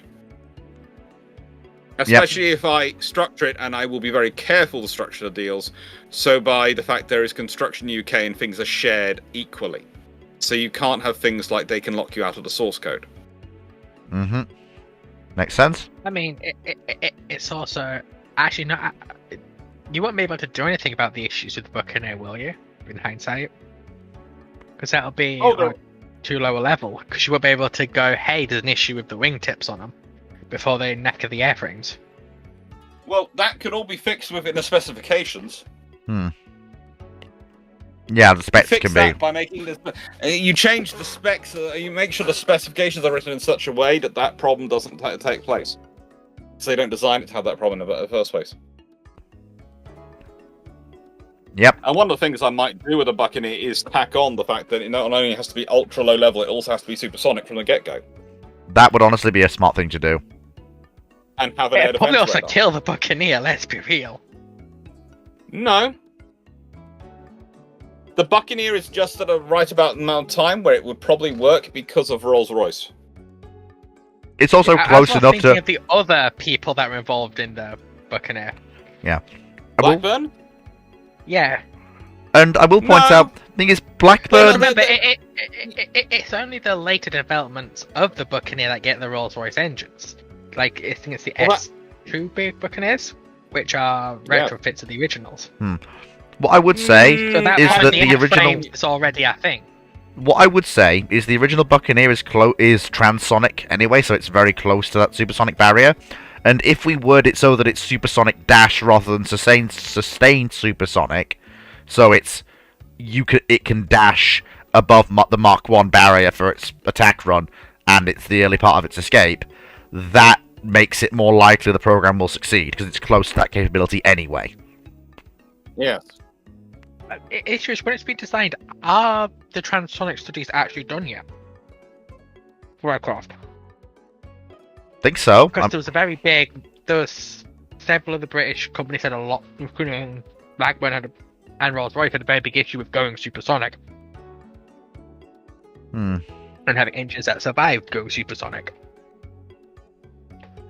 I don't know if they'll be done by the time the Buccaneer is ready, but yeah, the Buccaneer. Feel free to correct me on that.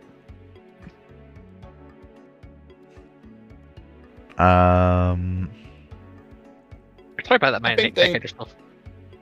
No, they would probably be able to. They would be able to do that. I think it's one of those things of. I think you are presuming that the Buccaneer, that Blackburn naturally wins the case if I've altered the specifications. remember correctly, Blackburn essentially won by being one of the few people that went forward with it. Yeah. Yes, because of the way the specifications were written. Everyone else was trying to look at supersonic jets. And the Royal Navy decided with the specifications that they wanted something which was super accurate, which meant that they couldn't have something to be supersonic because they were told that was what they were told.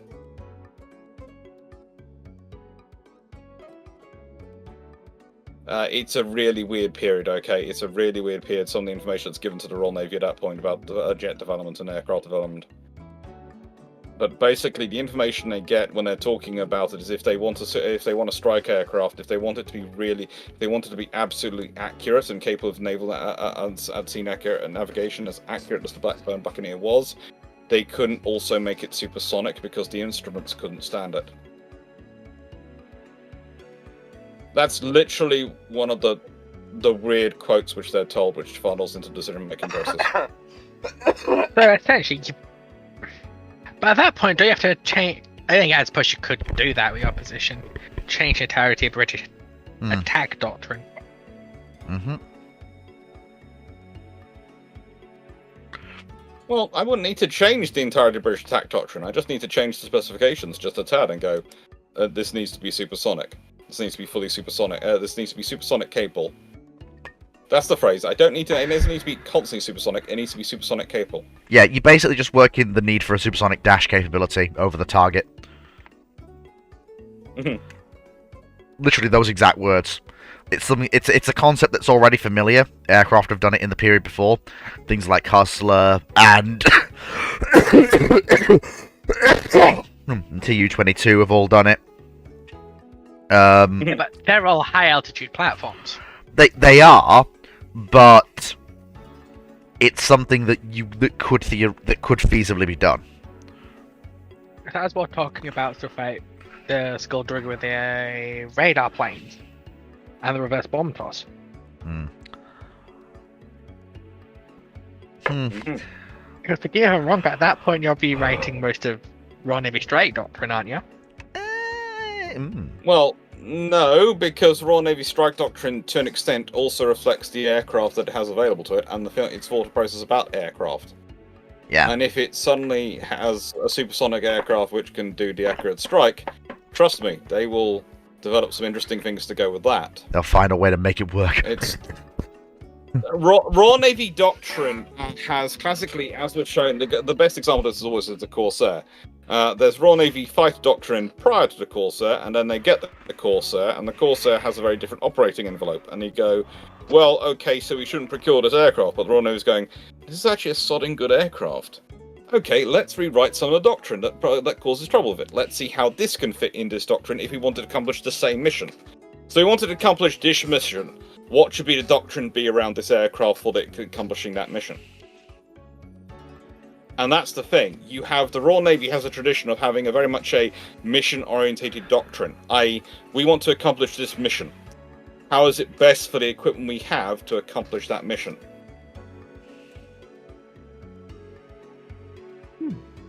So the Royal Navy always has two sort of feet to it. They have the idea of what equipment they want to accomplish the mission, and if it is procured and it fits, great, that's wonderful.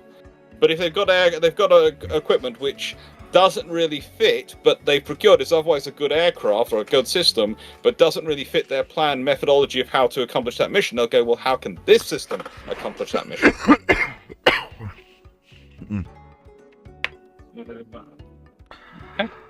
Right. That answer the question? Yep. Yeah, pretty much. So, next question is from Sea Dodders on Discord. Should High Speed 2 in its current state be cancelled or completed, perhaps with a view to complete the cancelled leg later? Completed. It's already been started.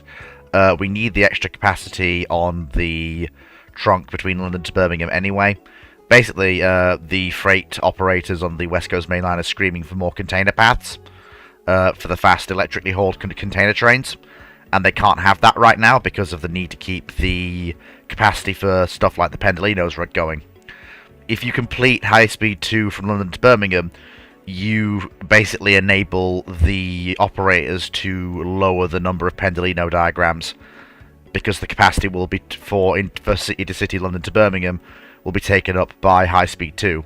and that will free up additional paths on the West Coast Main Line for fast freight. That's what it should be finished now, and yeah, obviously the later legs can still be completed even if they've not on the docket right now. Getting it to Birmingham is a start. It's better than nothing, that's for certain. It was never about increasing the speed of travel time. Like, that's always why are we spending so much money to increase travel time? It was never about that. It was about increasing capacity and enabling the reshuffling of diagrams on the Literally network. everyone I've talked to who was involved in development has talked about increasing capacity on network. And literally every journalistic article I've seen written about it is all about speed, and it's not worth it because of the speed. Yeah, I know, it's just You daft. sit there and go, you're arguing completely cross purposes. But you have to remember, speed is an easy thing to explain and an easy thing to critique. Yeah. Network capacity. Yeah. It sounds. People go, but they're trains. You just run them closer together. And you go, no. Trains do not like. You don't do that with trains. Like, you shouldn't do that on motorways. You're the same people who like to sit on the bumper of someone in front of you on a motorway, aren't you? Yeah, you can. Dr. Clark, I feel called out. You can. Dr. Clark, the next time somebody says that, might you just direct them to the American Railway Network? Yeah. Basically, the thing with Capacity. yeah, the less said about the current the less said about current American Class 1 railroading practice, the better. But you can run trains closer together. To a point. You need to do the signalling upgrades to do it. The UK has had a vast tranche of upgrades done in the last 20 years to enable that to happen. Signalling has improved dramatically to enable exactly that. But there comes a point where that's no longer practical or viable. And for stuff like There's only so far you can take it. Yeah, and for stuff like the electric-hauled container trains on the West Coast Main Line, they're some of the longest and fastest freight diagrams on the network. And making room for them has always been a challenge. Yeah. So, high speed to London to Birmingham is good for that. And basically, if you want to achieve any kind of environmental savings, you need to make sure the rail freight is running. If you want to make the UK any more environmentally sustainable, you need to make sure rail freight is able to run. And that means you either need to get rid of the passengers off the trains, off the railways, which is not good for everything else, because that means they're going to move on the roads, or you have to increase capacity. Yep. Because you only have a finite amount of space. Yeah. The reason why, even after everything else has been cancelled, the government is still, no matter which government is going ahead with London to Birmingham, is that is the most heavily trafficked section of the West Coast Main Line, and it's the area where a lot of the freight traffic is generated from and goes to. Like, when it gets to places like Birmingham in the north, some does go all the way up the West Coast Main Line to places like Glasgow and beyond, but a lot of it does divest itself. It goes east, it goes west, it goes south. But if you can clear away some extra diagrams on London to Birmingham, you will improve a lot of the rest of the network as well. So that's the important bit to get done. Once that's done, then you can talk about other things. Okay, next question. YouTube Minecraft watcher. Oh, that's actually quite fitting considering what we're talking about. It's January. This is a YouTube question. It's January 1st. It's January 1st, 1942, and all Allied dive bombers. Fleet is dying from the sound of things. Yeah, it's this illness. It's going out like a it's dragging its heels. It's January 1st, 1942, and all Allied dive bombers turn into F-111A aardvarks. What happens next? There are no Allied. Same thing as their answers on Monday. Yeah, there are no Allied dive bombers. Except for the fact because technically most of the US fighter forces multi-role as fighter bombers when you got rid of them. And you're giving the US a shit ton of nuclear useless aircraft. Like, I know the question was modified to include spares and fuel. I don't remember if it was modified to... Nope, there was no crew. There was no trade crew. They get spares and fuel. Fly by wire. Yeah. Yeah. Yeah, so you'll have, assuming you can do. No, Team U. There was like 4 variants of this question asked. Assuming you can train them to the point of black box repair, you might get a very, very capable land strike asset, but good luck training them to the level of black box repair. Yeah. And that's essentially just, this component isn't working, replace. And like major components, like the whole radar system isn't working, replace. There's a lot of cannibalization. I will turn on radar. Yeah. How does Like- radar work? Yeah. How Like, we have no bomb sight. How do we aim? What are all these electrical breakers? Yeah.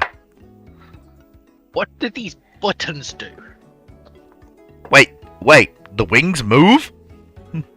Why isn't the altimeter displaying my altitude? What's this funny bit of glass in front of my face? No offense, Roy, but that sounds like a fucking Google question you'd get for a new pilot. Yeah. Why isn't the altimeter displaying my altitude? Yes, Foxer, that is actually pretty funny. So this, Altimeter no work. yes. Model Cessna 3. Yes. Typical gunnery officer asks on Discord. Question 9. In the NATO defense plan for West Germany, do you think the Belgian Dutch 1st Corps and both the US 5th and 7th Corps are the weakest army units in West Germany in terms of defense against ground assault by Warsaw Pact nations into West Germany? Do you think the British 1st Corps and West German Army Corps units are the strongest units in the area? Yes and yes. Sorry for the circle back. Mark Harness has put it beautifully over on YouTube. It seems to run on some form of electricity. Yep. Politely, I think this question is basically missing the forest for the trees. You can't look at the NATO defense plan for West Germany in terms of individual corps. You have to look how they fit into the bigger picture and why they are the way they are. And a lot of the Belgian and the Dutch stuff, unfortunately, is just this force needs mass. Yep. They are some of the weaker units, and the US 5th and 7th Corps are stronger than the Belgian and Dutch corps, but they're still weaker than some of the monstrous things like... What is it? It's US 3rd Corps that's the absolute unit? 3rd Corps? Yeah, US 3rd Corps is the absolute unit corps of the US in West Germany. And the British 1st Corps... Let's be real. British 1st Corps, or even American 3rd Corps, they're not stopping 1st Guards Armoured. But they're not supposed to. If 1st Guard Armoured wants to get through somewhere, 1st Guards Armoured gets through somewhere. It's a matter of how much do you make them bleed for it, basically. It's a matter of can 1st Guards... Yeah. Can 1st Guards Armour do it again? Yep. This is the thing. It's not... you can't really look at these units individually. You've got to look at the full plan. And a lot of these weaker forces are there to check... Plug the holes. Yeah, plug the holes, check other advances, conduct local counterattacks, conduct spoiling attacks, conduct delaying actions. Contain the VDV. Yeah. And continue to lob nuclear warheads over their heads. Mm-hmm. Yeah, it's like the whole thing with any hot war in West Germany is it's all of NATO and all of Warsaw Pact. You can't break it down below army level because that is the scale at which the theatre operates. You've really got to look at it like that. You can look at how they fit into that plan. The quality of units matters not in the grand scheme of things. Well, to a degree it does, though. Yeah, it does, but it only matters on the scale of, I talk, the Army of the Rhine going against 1st Guards Armoured going against 3rd Armoured Division. Yeah. If they're not going against each other directly, they're going against lesser forces. Lesser forces going to suffer. Yeah, but that's just the way war... But the role of the lesser forces is, say for the Soviets, this was largely the job of the Poles, was to keep 3rd Armoured Divisions busy so 1st Armoured could do it. So 1st Guards could do their thing. And the Soviets are on the Rhine, and that's why their tanks are strategically behind 3rd Armoured Division now. Mm-hmm. What do you mean they've been nuked and they can't retreat? Yeah. What? Like, for example, let's say the war's been going on for a while, First Guards is making progress, but it's got chewed up, and now 7th Corps is in its way. Now, ordinarily, 7th Corps, while a mighty force, wouldn't stand against First Guard, but First Guard has been chewed up getting this far, and now 7th Corps can actually stand in its way and go no further. And that's the point. But it's not that, it's even if secondary elements slip through the front line. Yeah. You want to have a reserve force. It's like, say some Poles make it past. The Belgian Corps can deal with them long enough for the US to reorientate. Yeah. And also, it's important to remember that a lot of these corps, even though they're called US or British or Belgian or Dutch, a lot of them are mixed formations. For example, 7th Corps has US 7th Corps has 1st Armored Division in it, with 4th Armored Brigade and 7th Armored Brigade.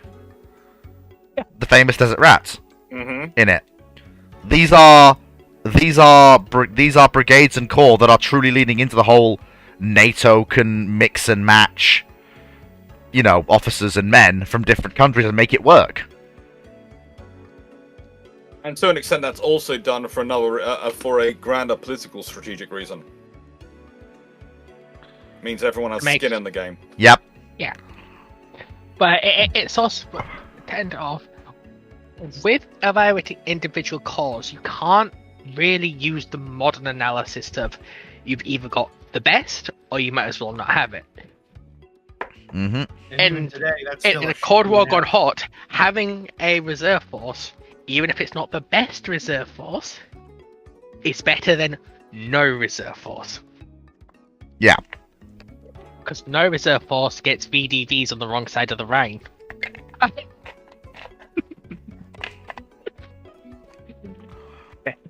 Yeah.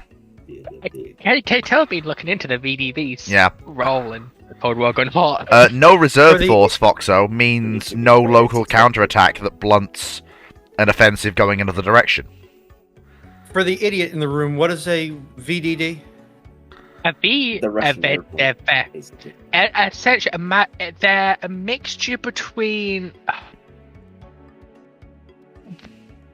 the air mechanized and the American paras. I can't remember what the paras are called. Yeah, the whole thing with the It's an VDV. airborne mechanized brigade. It's airborne They're an airborne mechanized, whose whole thing was get drop behind. You're probably gonna get nuked on the way there, but just cause chaos. Yeah. There's a reason why the VDV was mechanized quite early on during the Cold War. It was because they wanted the mobility. They wanted the ability to, and also to engage most of the things they were likely to encounter. As from what I was listening to on the audiobooks, while driving, it was a case of one of the operational ideas for the VDVs, whether it's a mechanized it so they can run the fuck away from the front lines further into Western Europe. Mm-hmm. And I mean, you've also So their then idea from is drag forces away from force your enemy to spend their reserves, then you can send in the Poles, and the Poles will do Polish things. Yep. And you've also got the from the BMD2 onwards, you've also got basic NBC capability as well, which makes them even longer lasting in the rear.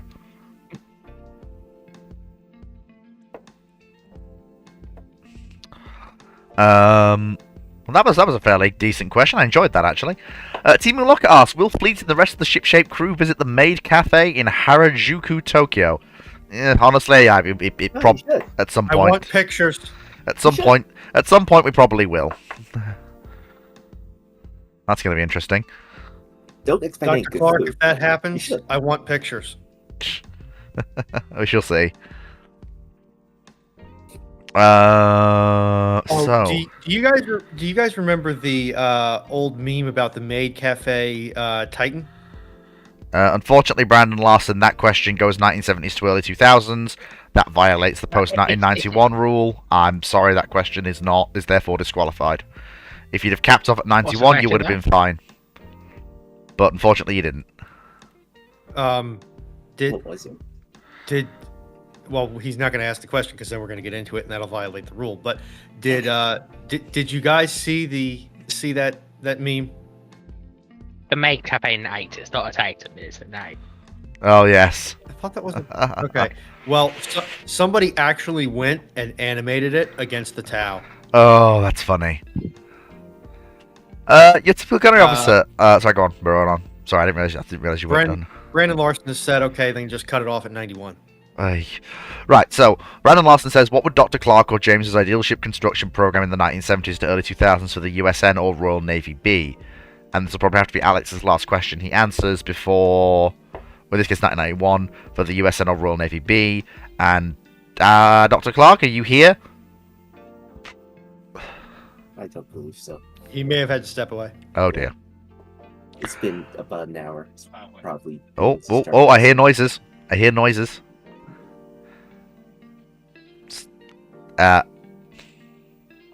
listening for me or something? Yes, there's a question specifically for you. Yes. I was off getting Iron Brew delivery. I'm sorry. It's fine, not a problem. Iron Brew arrived. Yeah, it's important. Yeah, no, it's important to get the Iron Brew delivery. People have been listening to me enough to understand that when an Iron Brew delivery comes. Yeah, no, we understand. Other people run on coffee. I get my caffeine in orange liquid, orange fizzy form. Yeah. I am. Chat. I am trying to find the meme right now. Just hang tight with me. Brandon Larson asks for you specifically, Dr. Clark. What would your ideal ship construction program from the early 70s to 1991 be for the USN or Royal Navy? A constant drumbeat of construction. So basically, let's say if we decide I need to have 48 destroyers, and they're going to have a service life of, let's say, 30 years. Right then, I go, oh, so that's a 5.6 is going to the 5.6 is going to 30. 8.6 is going to 48. I need to have 8 completed every 5 years, so I need to make sure 8 destroyers are coming through off the blocks every 5 years, and that's what I would like it to do. And instead of this boom and bust, go right, and my crew destroyers are going to have this many years, and building some how do I put this, some spare parts of the capacity, building some slack. You can't have a system whereby you go right, and I have 8 missions which require a destroyer constantly. So I therefore, to keep those 8 missions at sea, I need to have 24 destroyers and go, right, that's perfect, I've got 24 destroyers, that's enough. That's not the case. You should go, well, hang on, I've got 8 missions which always require a destroyer, and whilst yes, 24 will provide me with 1/3 constantly wherever they are in the world to guarantee those missions, that means I have no slack if anything else comes up. So I'd actually be better off building 30 destroyers. Mm-hmm. And then I've got capacity, I've got things, so you've got to think like that. You've got to be far more realistic with your force structures, and I think a lot of the problems we've had with defense and last 20 years, and we talk about the end of history doctrine. We talk about, all wars are going to be decided on by us, but I think also just-in-time logistics and the idea from business that has infected a lot of defense and a lot of procurement really doesn't work, because the thing is, you might not need a more than 6 destroyers normally. But when you need 8 destroyers and you only have 6, you're up the creek without a paddle. And let's be honest, when you consider building costs of these ships, if you're churning out that many, you might as well churn out a couple more because they're going to be the cheapest ones. Mm-hmm. Makes sense to me. And that gives you space. Yep. That was It a would be nice... like turning around to Pickfords and go... It'd be like turning around to Pickfords and, or... what are the other big lorry company in the UK? The big one that does all deliveries, Eddie Stobart. Yeah. And going, you know what? You guys are only currently doing 400 deliveries a day, requiring 400 lorries. You only need to have 400 lorries. Ha ha ha ha. And sort of go. Oh, that's gonna be fun. Stobarts would look at you and go, no. Because the whole point of just-in-time logistics, it only works if we're there to do the frigging logistics. Yeah. Which means you need us. We need more. And also, if you look at Toyota, who I think was the ones that, is it Toyota or Honda first articulated just-in-time logistics? Honda. Thank you.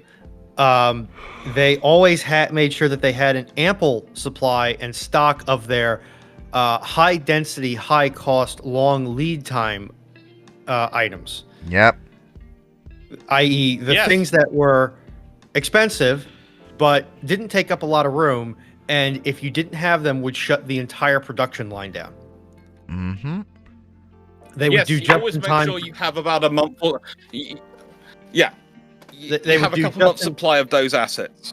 They would do just in time for things like auto frames or coil springs or the stuff that's bulk industrial manufacturing with processes that, if they go down, you have much bigger problems. Yep. That's the stuff that they would just in Yep. time, because the likelihood of them not being able to source it in an efficient manner was unlikely. Mm-hmm. Yes, Yep.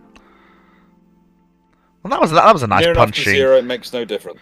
That was a nice punchy question, actually. Nice, Yeah. decent one to answer. I may have hallucinated a meme, but I'm pretty certain that I didn't, so now I have to go to Reddit. The things I do for chat. Oh no. Seneca Nero, what was the most ridiculous or insane question asked during a ramblings? Now that is an interesting question, because the funny thing is, it's kind of a 40k situation, because there are no records of the 2 years of ramblings. Sorry, not 2 years. The 3 years of ramblings prior to the recording starting. There's a lot that I don't remember. And it was also a much wilder time when a lot more questions could be asked that we can't get away with now. So there are things that I can't... There might be things I can't remember that were asked. Kind of a Dark Age of Technology situation, actually, if you think about it. But in terms of things I remember... it was something daft. What was it? It was something to do with... It was, well, obviously, the ridiculous questions are the ones that ask, what if you remove a major historical event and it doesn't happen? Plan out what happens after that. And you just sat there and you're going, how exactly am I meant to do this? I am not I am not 5 universities with full historical, full historical groups dedicated to planning out this timeline.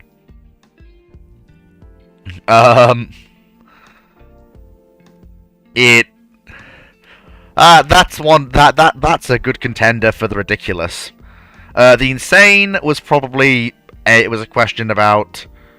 I think there was someone asked a really leading question, and it was something to do with why. We had one of those bots come into the server, I think, and they asked something like, why are you all shills for Drac or the West or the red view of history? Why won't you accept that there are alternative facts that we know to be true, or something like that? He got yeeted in short order, but that was the most insane question. I had an interesting bot on last night in the chat on YouTube, who I think Runon at one point was having an interesting conversation with, or trying to have a conversation with. I think that was somebody who is. I tend to caucus with Melanie that I think that's somebody who's young with an internet connection and poor English communication skills. Mm-hmm. That feels less like bot and more like social ineptitude. Mm-hmm. And I mean that in the best way possible. Yep. Knight, the rants will likely be very, very short because, to be honest, I haven't even picked up tools yet. I haven't even spent more than 30 minutes at a time with my coworkers yet because I'm waiting on a freaking background check. Help. Why don't you just have them contact Leslie? That's not... Because they didn't have a form for Leslie. I'm sure that Leslie has all the relevant information already. That thought terrifies me. Listen, I'm just annoyed that, and I understand why it is, and I largely agree with it, even if I find it deeply, deeply annoying. I'm just annoyed that I have a security clearance. They still have to clear me. They sigh. Due diligence and all that, but it is still annoying. All right, I found something that's more cursed than the night thing, and I'm going to share it. Okay, so the next question is from Discord. Which is... Let's scroll down and see what was pinging in case of something important. Typical gunner officer, if the Hawker Hunter entered RAF service by early 1951 and was sent to Korea, do you think it's more capable than the F-86 Sabre and could easily go up against the MiG-15 without any trouble? I wouldn't say without any trouble, but the Hunter is a late second-gen jet. It's beyond the Sabre. The Hunter is absolutely beyond the Sabre. It is a cleaner, better aircraft than the Sabre is. One key feature the Hunter has that will outclass practically anything. Go on, Moe. The Rolls-Royce Avon was just say "fuck you." Yeah, but I won't say against the MiG-15 without any trouble because it's aerial combat in this period. You're still dogfighting with guns, so a good MiG-15 pilot Good pilot. God, that power to wait. I'm aware, but a good MiG-15 pilot could probably still nail. Especially, because I'm sorry, the MiG-15 does have that 37mm fuck you stick. And that in even one round from that is going to fuck up a Hunter. It really The is. Hunter operational profile would put MiG-15s in a really, really bad place. Oh, completely. The Hunter is going to raise the dogfight speed even higher. Oh, To yeah. the point where the MiG-15s pilots are going to actually struggle with the controls because MiG-15s just don't like maneuvers in transonic range. Oh, no, I'm aware. But it's basically the same thing where you've got P-80s dealing with MiG-15s. The P-80s got kills against the MiG-15s, despite the fact that the MiG-15 was a faster, better aircraft. Same. T-47s killed MiG-15s. Yeah, same thing. Like, are the MiG-15s going to score kills on the Hunter? Absolutely. Are they going to be proportional? No! No! No! No! No! No! No!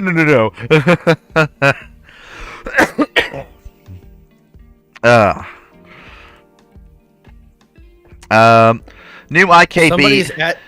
Somebody is advocating that we give the Skaven gun rights, and I'm not certain how I feel about this. No. Well, first of all, they have guns whether we give them rights or not. But also, no. The new IKB 4472 asks your thoughts on the Railway Grouping Act of 1921.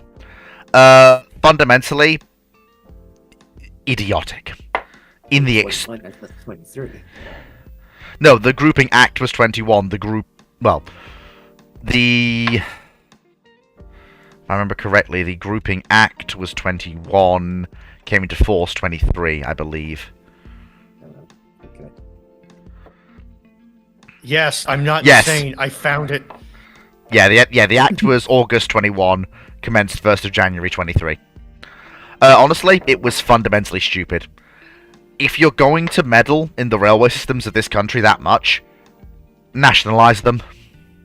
If you're gonna do that, if you're going to derail, and that, yes, pun intended, the natural progression of private railway ownership in this country by forcefully merging them, rather than letting it happen naturally, then nationalize them. Because at that point, you're removing the proper competition that the private system is operated under, because with the way the four networks were laid out, it wasn't the same. It just genuinely was not. And honestly, if there was a time for nationalisation to be put into place and made to work in a way that was much better than British Rail actually turned out historically, it was 1920. It was the 20s and 30s,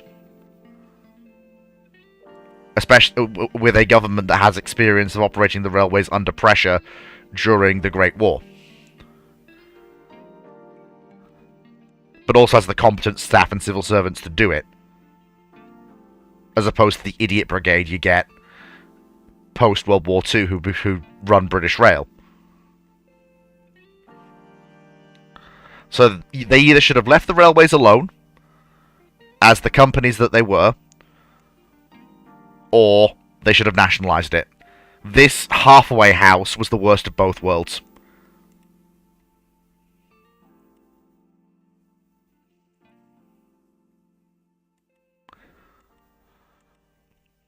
Fleet, are you saying that Westminster and Downing Street may have made a little oopsie whoopsie? Not half. But LNER. The Great Northern will still exist, so will the Great Eastern. The constituent companies will still exist, and we'll still get the A1s, because they're a GNR design. Yeah. And we'll get some of the London Northwestern superpower and probably the Pacifics they were going to build, but they were canned because the Midland men took over on the LMS. I would love to have seen what the LNWR would have come up with in the 20s and 30s. But we were denied that. To be fair, there were probably, in the nicest way, there probably would have been some growth together anyway. Oh yeah, because it was bound to happen when nations taking over each other. Yeah, but it would have been. It would have been far more efficient than acts. Yeah. Than turning into a political exercise. It wasn't something which the politicians should have been getting involved in. It was something which should have come about due to the nature of the companies. Yeah, it was already happening already. The GWR was on its way to becoming the size it becomes on the grouping. The East Coast mainline companies were looking to amalgamate anyway. The LNWR and the Midland were never going to amalgamate. They were probably going to be separate companies. You probably would have ended up with the Big 8. So you probably would have had 2 Scottish companies and then 6 British companies by about 35. Although you probably would have had a lot of smaller companies still knocking around as well. Actually, something just popped into my head regarding green transport, because that was brought up earlier. A interesting way to do it, to leverage some of the more mercurial clean energy solutions, would be to buff up your intercoastal waterways or ports, and then you can use some form of battery hybrid electric barge, tramp freighter, which I think is the wrong term, apologies, to just transport cargo up and down the coasts and augment rail. Yeah. So yeah, that's pretty much it. You either nationalize them fully, you go all the way, or you leave them alone. Don't do this politically motivated halfway house. How big of a loan do they?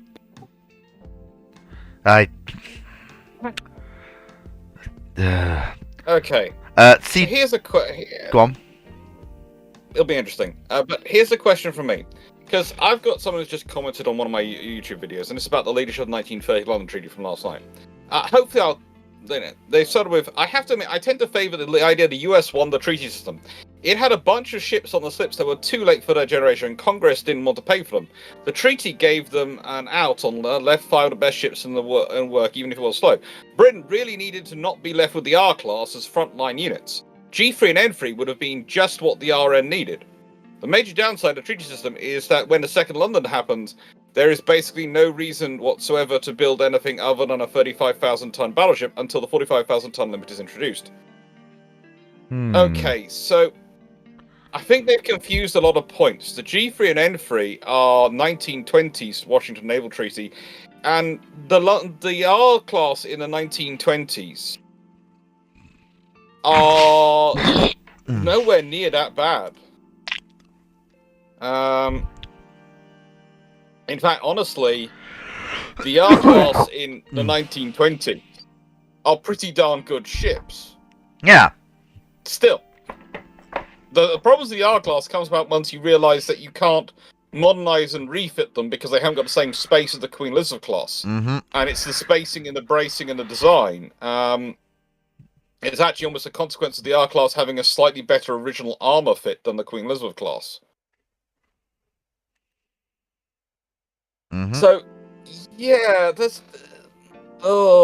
gonna be a scuttlebutt response, isn't it? Because it's one I keep having to think of. People take the image of the R class from World War II And they think the R-class were like that in the 1920s, when in World War One and 1920, they were pretty darn high-value units. You know, the Americans had a few 16-inch gun ships, so the British had a whole load of 15-inch gun ships. Yep. The British arguably had the most powerful battle line in the world in 1920, even after the treaty agreement. Darth Sidious has shown up. Everybody, watch your clones. Oh boy, here he comes. Execute Order 79, I guess. No. Where I did thought you were Fleet. From talking to you, I thought you were more interested in Order 69, but okay. Funny. You know what? I'll give you that I one. wasn't going to go Funny. there, Just but you know Funny. what? Just execute Order 65 already. No. I'm occasionally a little cruel to Fleet, Uh, but it's going to and be fun. We're going to have fun. It's Knight, fine. to briefly answer your prior question, Canada is not on the menu simply because I do not have anywhere near as a robust support network as much as one of my friends, and probably Glenn would be willing to help if they could. You don't want to come Glenn up is here also anyway. looking at moving us to the UK. You really don't want to Glenn come is up here moving to the- anyway. And also, Glenn is Oh. moving to the UK. Yep. Oh, That's what Glenn's looking into. Mm-hmm. can he take me with him?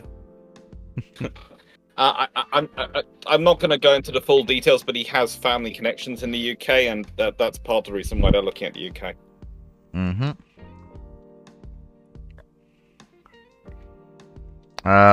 So... Hamana. Phenomena. Dude, Hey! I'm learning too many people. My character's going into cyber psychosis. Okay. Righty ho.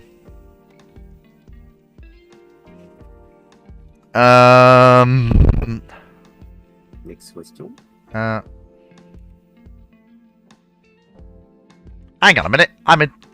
Wait a minute. I'm in the wrong thing. Then done. Isn't that just the story of your life, Fleet? That's what he said. Way. Okay, so Hogger Hunter we did. Q&A was... Yeah. Cedonis asks, Question 4. Checkpoint Charlie face-off. Hypothetically, which side would have won the engagement? I reckon it was mainly down to luck and numbers, as the tank's armor at that range probably would not be able to protect the tank. Yeah, that's pretty much everybody dies. Are you Everybody talking dies. The initial engagement or the initial immediate engagement. Engagement, which Yeah, like check if it sucks if for everyone. yeah, if the checkpoint Charlie face-off image turns into an actual shooting match, everybody dies. Everybody dies. And West And- Berlin's not having and a then- fun time afterwards. Yeah. In the nicest way, even if the U.S. or the Allied forces win that engagement, They're losing the one that What comes follows. after is, yeah. yeah, the West Berlin is just going to be completely inhaled by Soviet forces.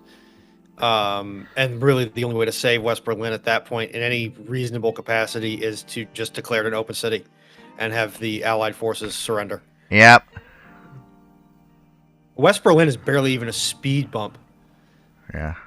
I believe that the plan's changed. At some point the plan was fight to the death, then it was resistance, then declare it an open city, then it was why bother. But then it basically boiled down to some form of fighting, and how long that lasted would basically depend on what the commanders on the ground decided and what the larger geostrategic situation was. To be fair, can I just add some points in? Whilst it was 10 M48s versus 10 T55s at Checkpoint Charlie, the American infantry have a lot more anti-tank weapons in their positions, it would seem, than the Soviets did. So that might tip the initial balance. Yeah. The Americans might actually get away with one tank left. Whoopee. Especially when you consider the Americans were more slanted in their approach, whereas a lot of the Soviet ones, especially if you look at the photos, are literally in a straight line. Yeah. With only maybe 3 or 4 tanks able to actually fire forward, whereas the Americans have about 6 able to fire forward out of their 10. Good stagger. Yeah. The Americans are more staggered in their formation, whereas the Soviets are more parade ground, and that might well also have a factor on things. But literally, they are within 100 yards of each other. There is no armor. There is nothing. It is pure. Whoever gets the first round in is winning. Mm-hmm.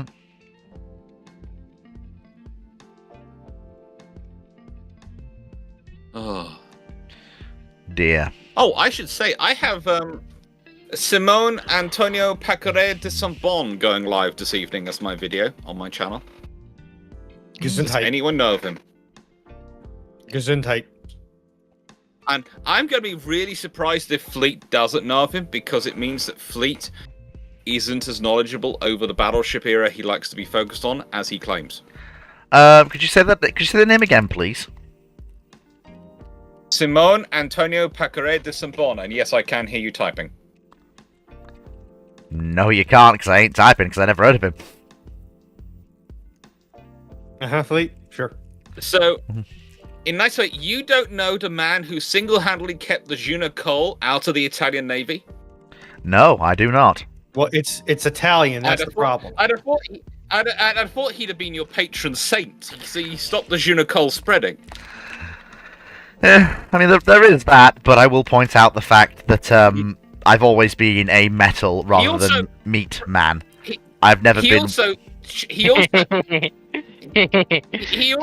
challenged he challenged quite famously one of the people who was one of the chief proponents of the Juna Cole to a chess match, beat him at the chess match, and said, "That shows the quality of your ideas." Fleet, please be careful with your phrasing. That's funny.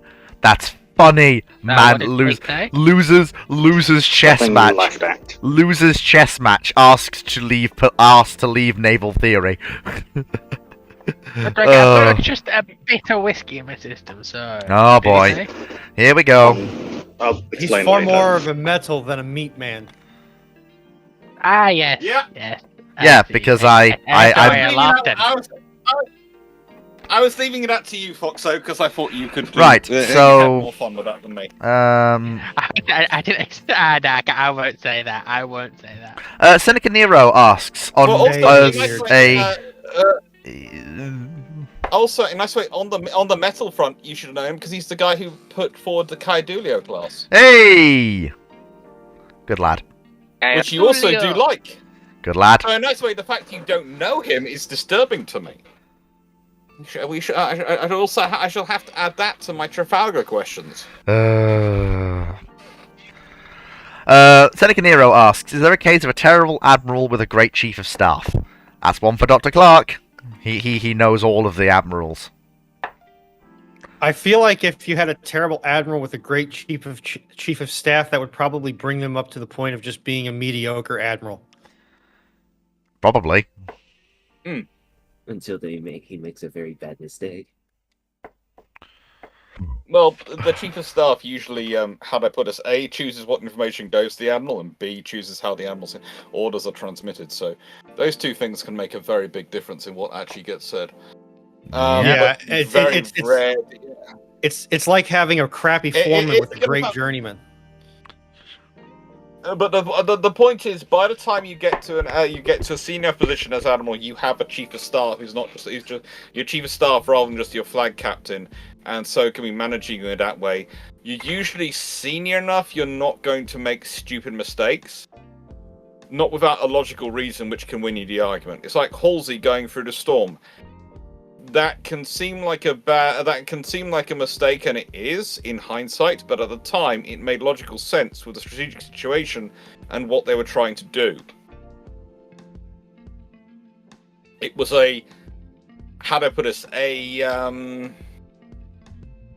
justifiable risk. Afterwards, in hindsight, when you look at the actual positions of the enemy and what's going on, it's not a justifiable risk. But with the information he had at the time, it seemed justifiable.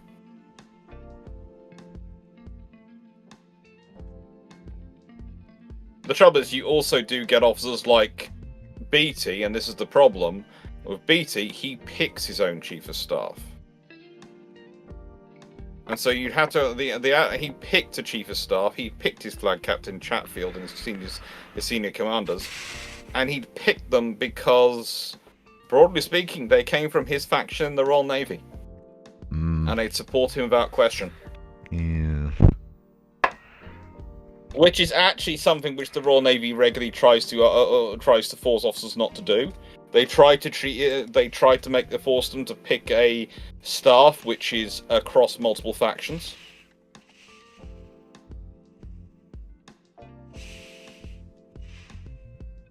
Makes sense.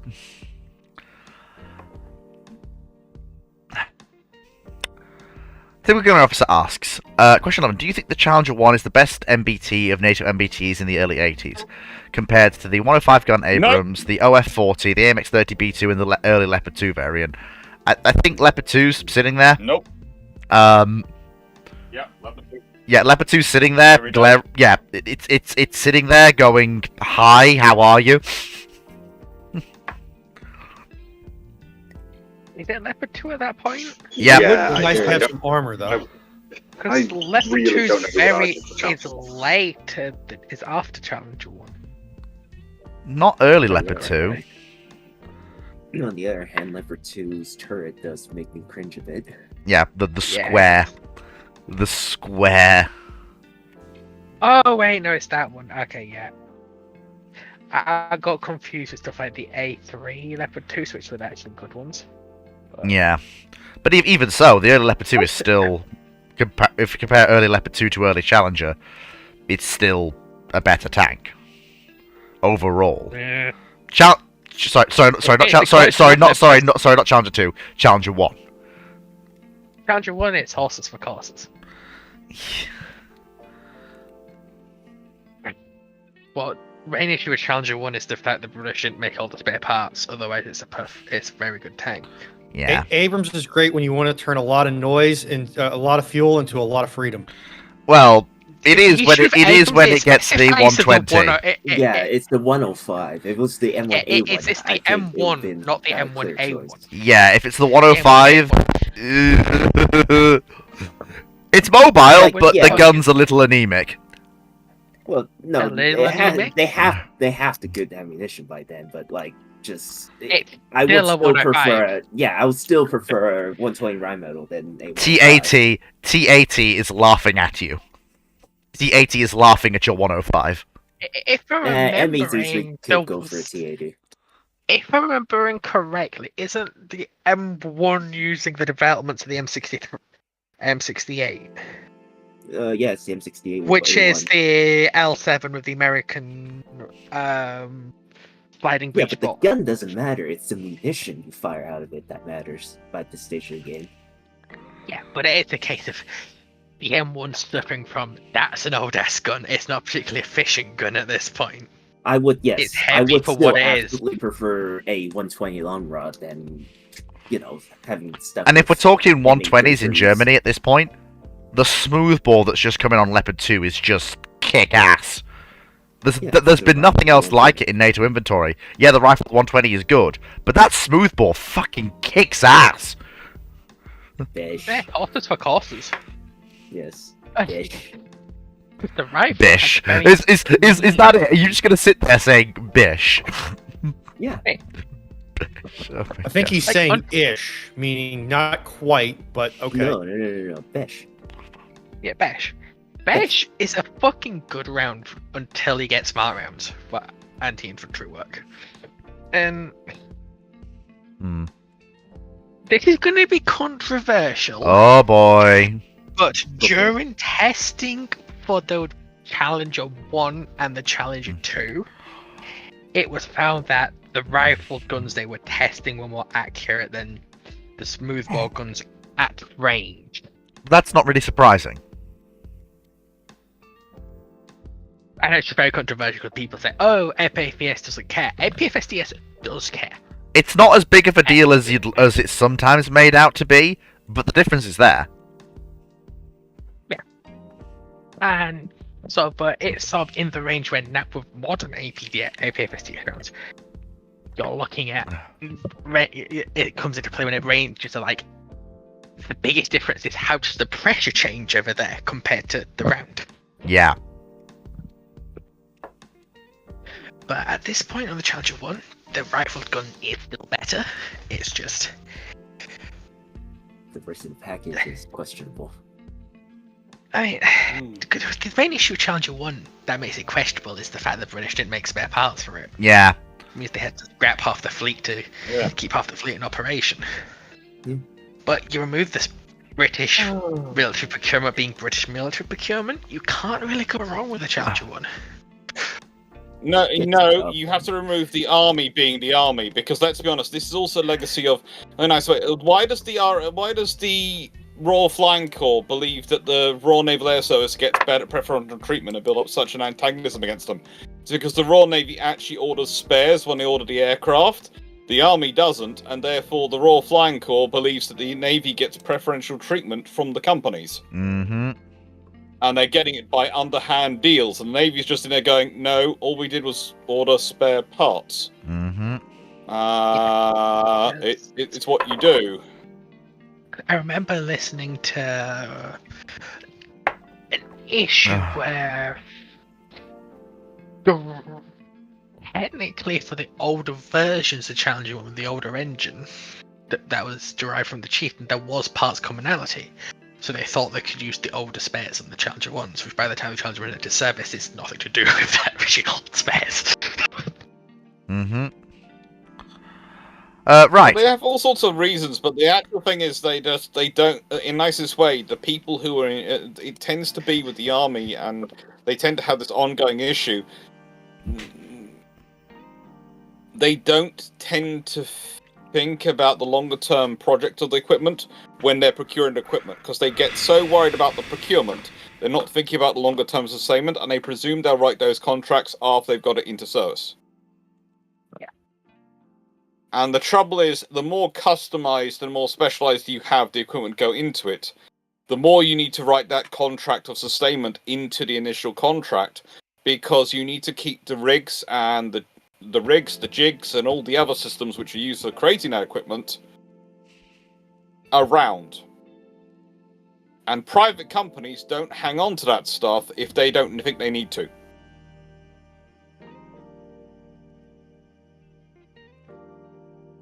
Mm-hmm. Unless you pay them to. Which, to be honest, as much as I am one person to take the absolute piss out of modern companies, even in a small company, we didn't necessarily hold on to jigs or specialized tooling that was large if we didn't think we'd have more work to do with it. We'd keep the small stuff because you never know when it might come in handy again. But a lot of the bigger jigs that we used when I was working for my dad did not survive beyond the contract. They got broken up. I think I only know one company which does, and even then they're weird with it. Mm-hmm. And that's Games Workshop. Well, yeah, that's because Games Workshop can literally print money by saying, we're bringing back this old model kit that we had so many moons ago.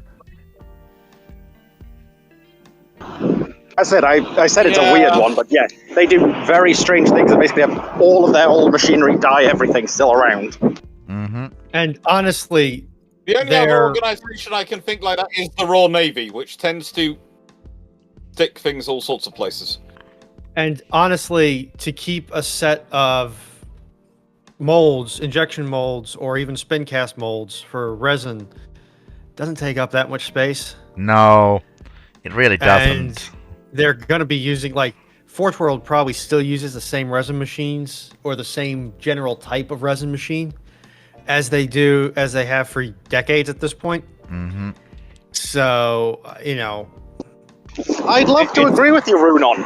If Forge World was still a thing and still in printing stuff. Yeah. It grumble, is. Grumble. It's just doing it under a different name. It's being systematically shut down. Like, they're taking entire lines and ranges out of service. And Forge World is what's left of Forge World is estimated to only have maybe till 2026. Mm-hmm. After that, Forge World is just done. Yep. No more resin models, none of that stuff. Mm-hmm. Right. All right. Fair enough. YouTube Minecraft Watcher asks. Unless someone, there is someone trying to buy them, I think. So maybe.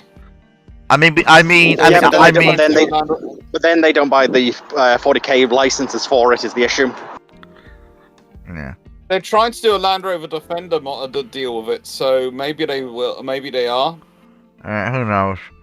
It could work though.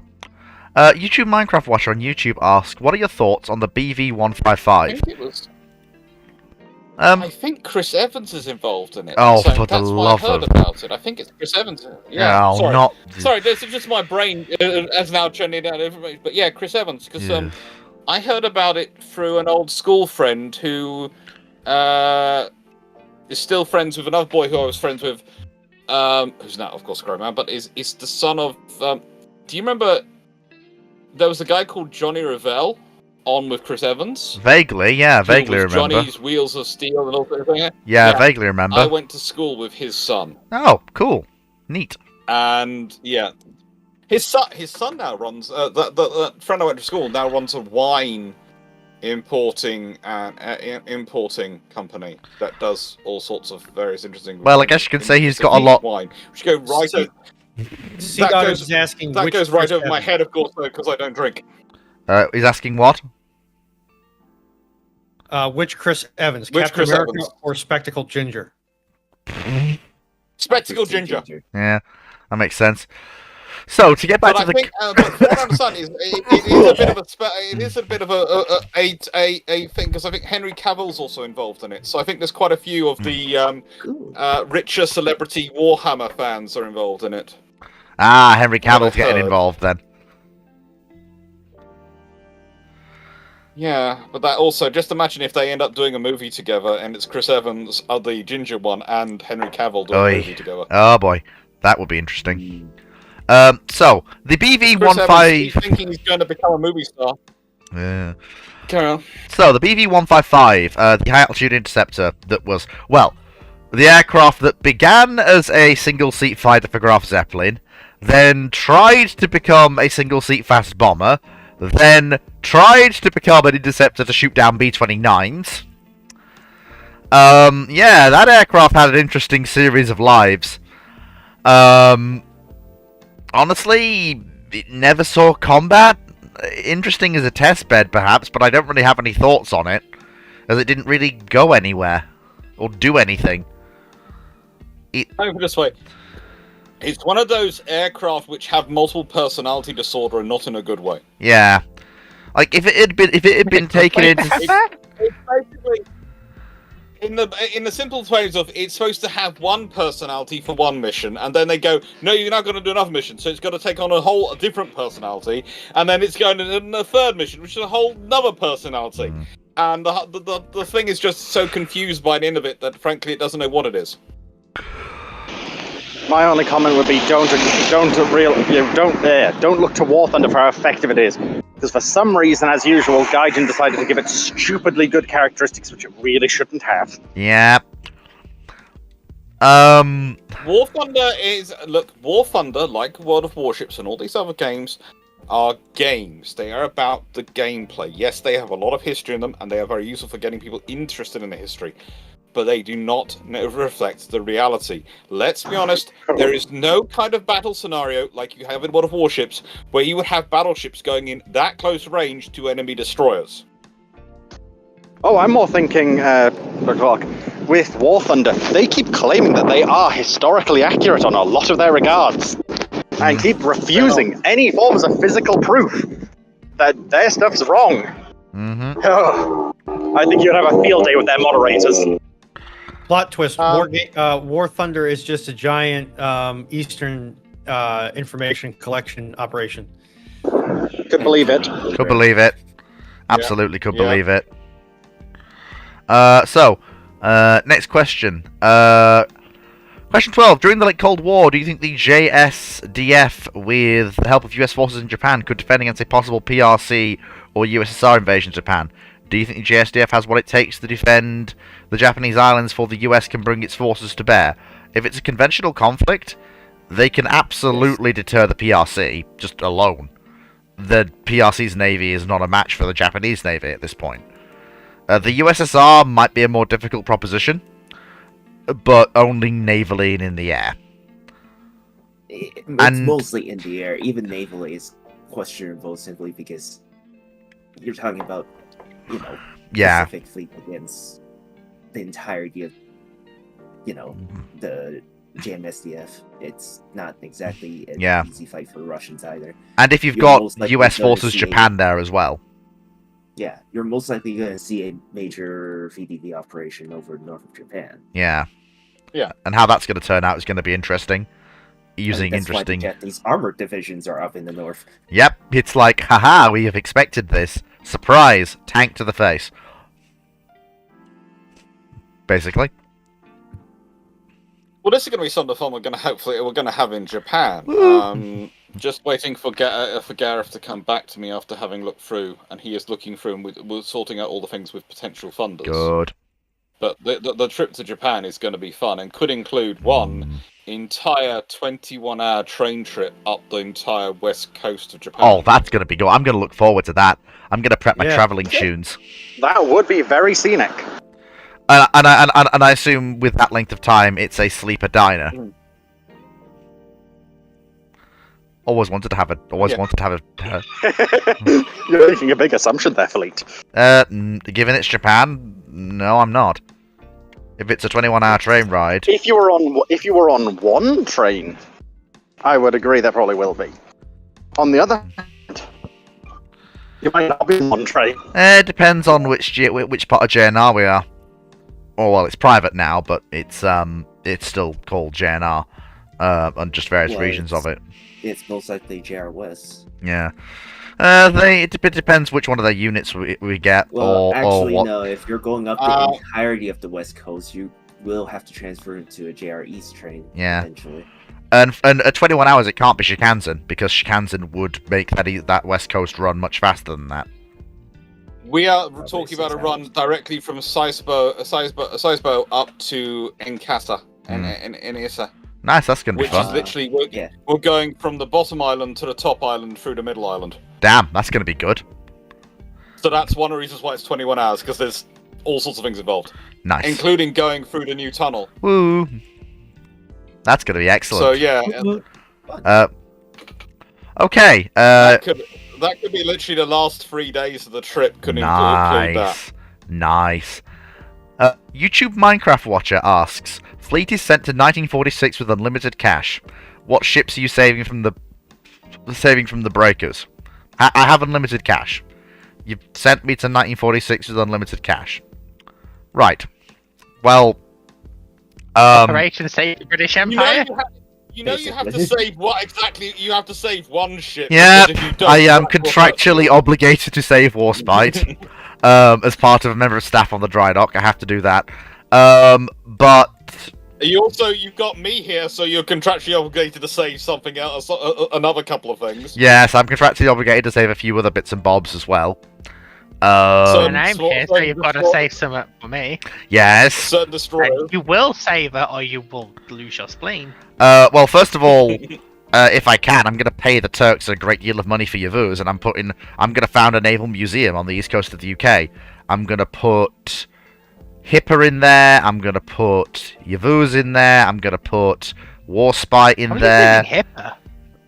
Because I want to have examples of all of the major Why are you navies. putting it on the east coast of the UK? East coast of the UK?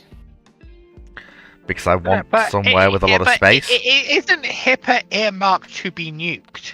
Yeah. I have Americans unlimited. specifically want. I have Yeah, but the unlimited Americans- money. No, that's Yoik. No, that's Yoik. That's Yoik and not Hipper. Yeah. Okay. Um, mind. I'm also going to So try that's- and I'm also going to try and buy one of the. I'll probably try and buy New York as well from the US. Why New York? Why New York?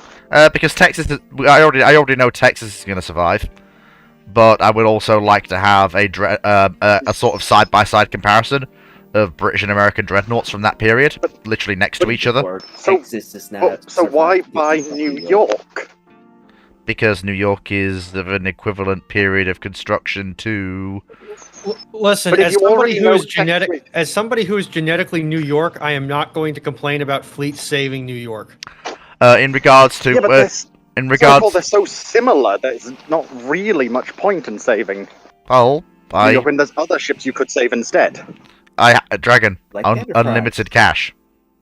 Yeah, but also Enterprise as well. Right, needs you to be might have saved. unlimited. You might have unlimited cash, but there's also a problem of there will be there will be cases of are they willing to do this? Hmm. Money is a very good incentive, but I'm also I don't think deliberately. you'll just be able to go, here's all the money.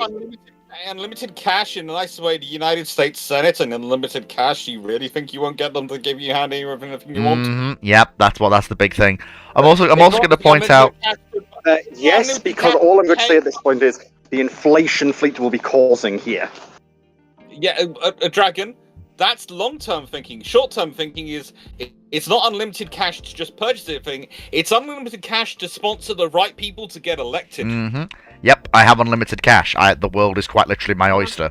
I would also point out the fact that I can literally pay for the Maltas to be built. I can pay for, since it's not what it is, I can pay for the Maltas to be built. I can pay for a pair of Lions of a certain type to be built. I can pay for the full-scale British cruisers to be built. I can basically pay for a full-scale renewal of the RN and cut away all the fat that drags it down in the post-war period. All of the old ships with war mileage on their clock and everything else. And obviously, which the Royal Navy will not be unhappy about. No, and I can of course also say, obviously, as I'm cutting away the fat, I'll save what ships need saving. Ideally, I want to save one of each class of Royal Navy capital ship. So I want to save Renown, I want to save Warspite, I want to save one of the R's, I want to save probably Rodney, because yes, Nelson's had a good career, but Rodney's the ship that killed Bismarck. Yep. Save one of the KGVs. Probably Duke of York. Yeah, Duke of York, because she's the ship that killed Scharnhorst. You don't really... Save probably one of the armored carriers. Probably the one that was involved in the hunt for Bismarck. Which was, I believe, Indomitable. What about the one which carried out the Taranto raid? Actually, yeah, that's probably better. Yeah, save save Illustrious. Yeah, save Illustrious. Like I say, I'm bringing Yavuz in. Basically, I will be talking to the Turks and saying, I will give you the money you need for a full fleet renewal post-war if you give me Yavuz. I'll even, I'll even buy, I will trade you, I will buy, refit, and give you Nelson if you give me Yavuz. No, I'll buy refit. I'll buy and refit. I'll give you some light fleet carriers. Yeah. Well, the thing is, they don't want light fleets. They'll want a combatant to replace Yavuz. They'll want something like her to match up against the Ganguts in the Black Sea. It's the reason why she was retained until the Ganguts went. Yeah. So. Yeah. Would you try and save Nagato? Oh yeah, absolutely. I'm gonna try and get her and one of the I-400s as well. I'm going to try and get some of them in my big museum. Yeah, I'm absolutely going to try and save Nagato. You realize that, at this point, the sheer concentration of power will be such that the Soviets will absolutely wholeheartedly believe that this is a secret second fleet for the Royal Navy. Yep, I know. I know they will. Is that part of the plan? So, Fleet, just to aggregate some of the comments I'm seeing in various chats, both on Discord and YouTube. Yeah. Essentially, what you want to do is you want to go out to the Pacific, you want to buy an atoll, invest a tremendous amount of money in turning it into a functional island, and then set up your own fleet base in there. No, I want it to be in the UK because that's where I'm based. Oh yeah, Mark, I'm going to buy Hariner as well. Also, Knight, it doesn't matter what shape she's in. It doesn't matter what shape any of these ships are in. Also, yeah, unlimited funds. Yep, unlimited funds. Unlimited power. Yep. Yeah. Bring West Virginia in. Yeah. Get one of the standards in as well. Honestly, you know what? I'll have Sarah as well. I'll have Saratoga as well. Because that gives us a Washington Naval Treaty rebuild carrier, and she can sit nicely alongside Furious, who I'm also going to save. The Japanese have no carriers left, I think. If they do, I'm going to save one of their carriers. Let me just have a look. Do they have any aircraft carriers left? Are any of the unreused left? Yeah, there's some unreused left. Uh, There's some still left, and there's still some building. So you know. I'll probably what I'll probably do is I'll probably have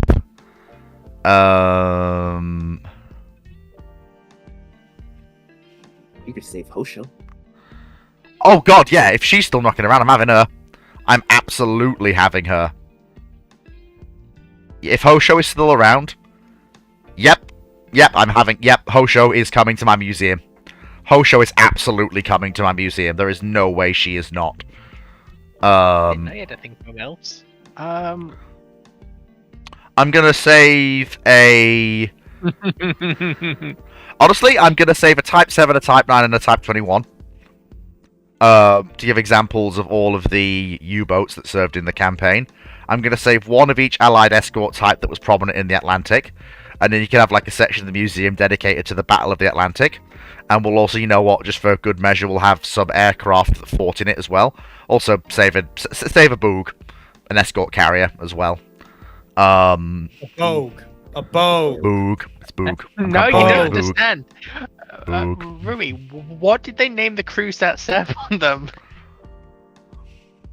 The Booger Men. The Boog. Oh dear, we have fun here. I hate you all. This is a great question. This is a great question. Hang on. I'm saving both the Issei's and converting them back to as-built. I'm converting one back to as-built condition, and one will remain as it is to show where they started and where they ended.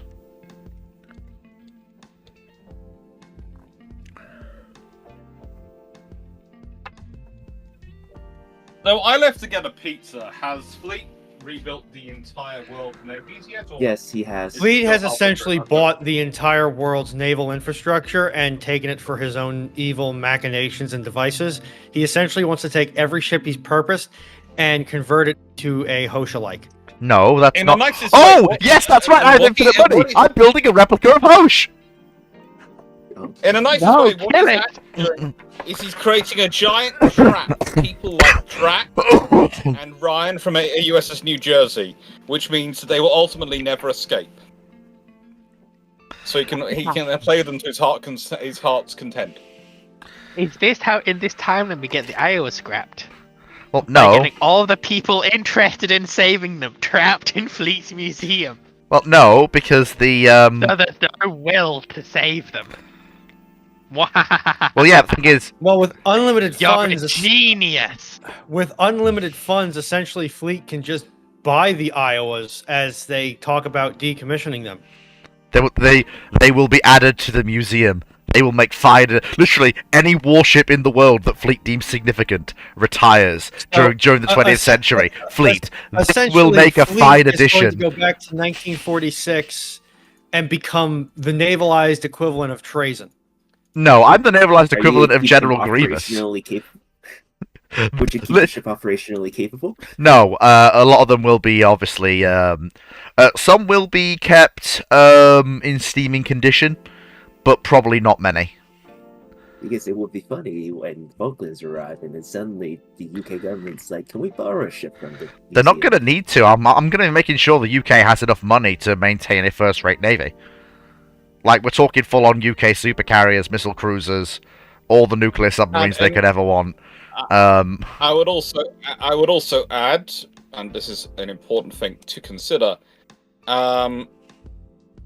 for the Royal Navy, for any navy at this point, the sheer amount of interest this is going to create in naval history in the UK, and having such a big museum is probably going to mean that anyone tries to, cut their own navy, they just go and have a press conference next to those ships and go, look at this illustrious past. Are you really going to turn your back on it? And I mean, think of what I can do for the brig celebrations. Like, assuming that Fleet has the money to stay alive, because, I will throw money at the problem of immortality. Assuming I can stay alive, think of what I can do for things like the anniversary of the Battle of Jutland. I can sail Yavuz, Harada, and Queen Elizabeth up to Scapa Flow, and basically, they can be used by the news agencies of this as an example of of some of the ships on the sides involved, including examples of classes that were there, and in fact, Warspite was there. Hey, Fleet. Mark Harkness has come up with a very evil idea. You could finish Kentucky and Tennessee. No, I'm. Incredibly cursed. Well, no, I am gonna finish. I am gonna have to finish one of them because one of them is probably gonna be my gift to the Turks in exchange for Yavuz. No, Fleet, you've got an opportunity to do something really cursed. What? Sea Dodders, do you have it? The battle carrier Iowa. I am not. No, I am. Look, the only reason I'm procuring proper warships is to use in trades for other ships I want to preserve. I am not looking to build a fleet. And the only reason money keeps flowing into the British government is that the agreement for the place I'm leasing literally is whatever money I give you from this, you have to use to fund the Royal Navy. But I know, but what I'm thinking is, you need an example on why to never build a battle carrier. So, build a battle carrier. Foxo, Issei is sitting right there in the museum. Yeah, but you specifically said you're converting her back into a full battleship. No, Issei and Hyuga are both in the museum. One is staying as she is, one is converted back to as-built condition. So this is still right. To confirm, this is still the thing of unlimited money. Yes. Yeah. Fleet, you were shot on sight by, I think, a good few people. Because, well done, you have single-handedly caused the worst inflation crisis in all of human history. Worse than the guy who went around Africa paying for things in gold bars. Not really. I'm spending a lot of money, to be sure, but yes, with how much money you're having to spend for each and every one of these ships. And this money's apparently appearing from nowhere, effectively. You are causing massive inflation, especially in a period right after a major war. The amount of money that I'm paying it doesn't even come close to some of the smaller parts of the Marshall Plan. When you're overestimating the amount of capital actually going around. The Marshall Plan was though also to be reinvested into other things, notably the US. No, I'm aware, but it's also the amount of funding you're thinking of isn't this, especially with the way it's going to be spread out. Because a lot of this work will take time. We're talking hundreds of millions up front, effectively. Not really. A lot of it will be staggered funding for a lot of the work I'm going to have to do.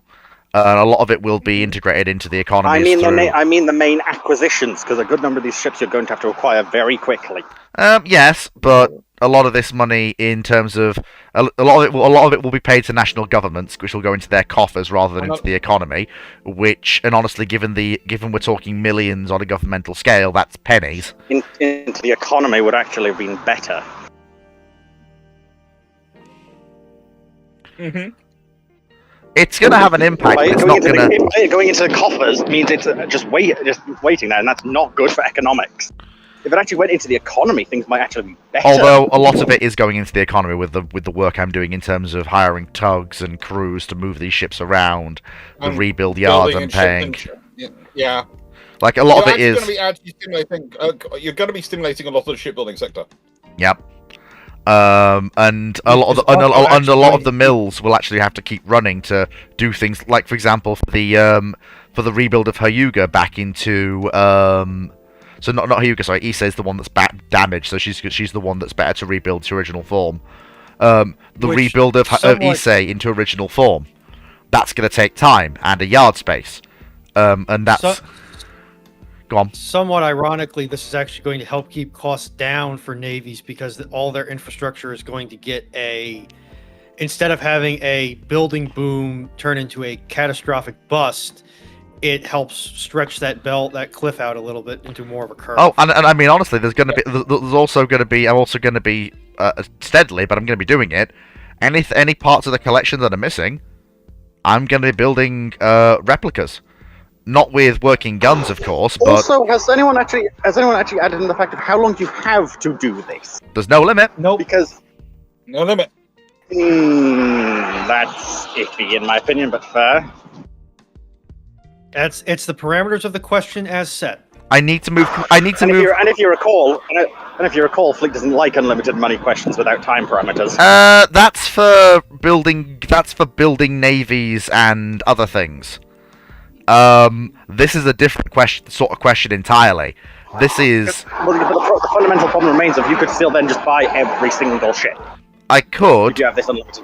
I could, but that's not really the spirit of the question. It's very much... This is one of the... This is one of the... From the spirit of it. Not really. This is one of the few questions where the unlimited money principle actually is workable and actually opens up a lot of fun possibilities, rather than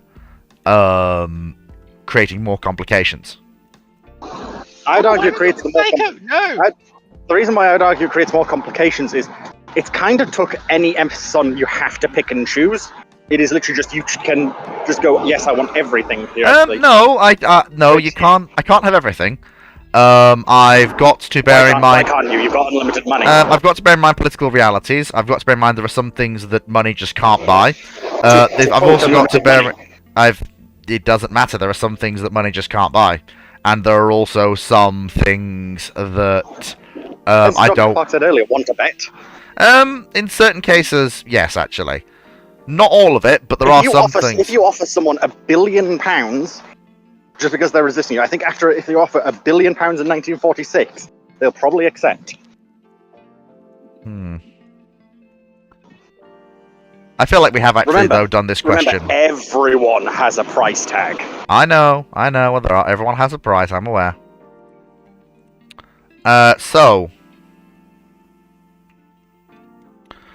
By-elections and give someone £1 billion.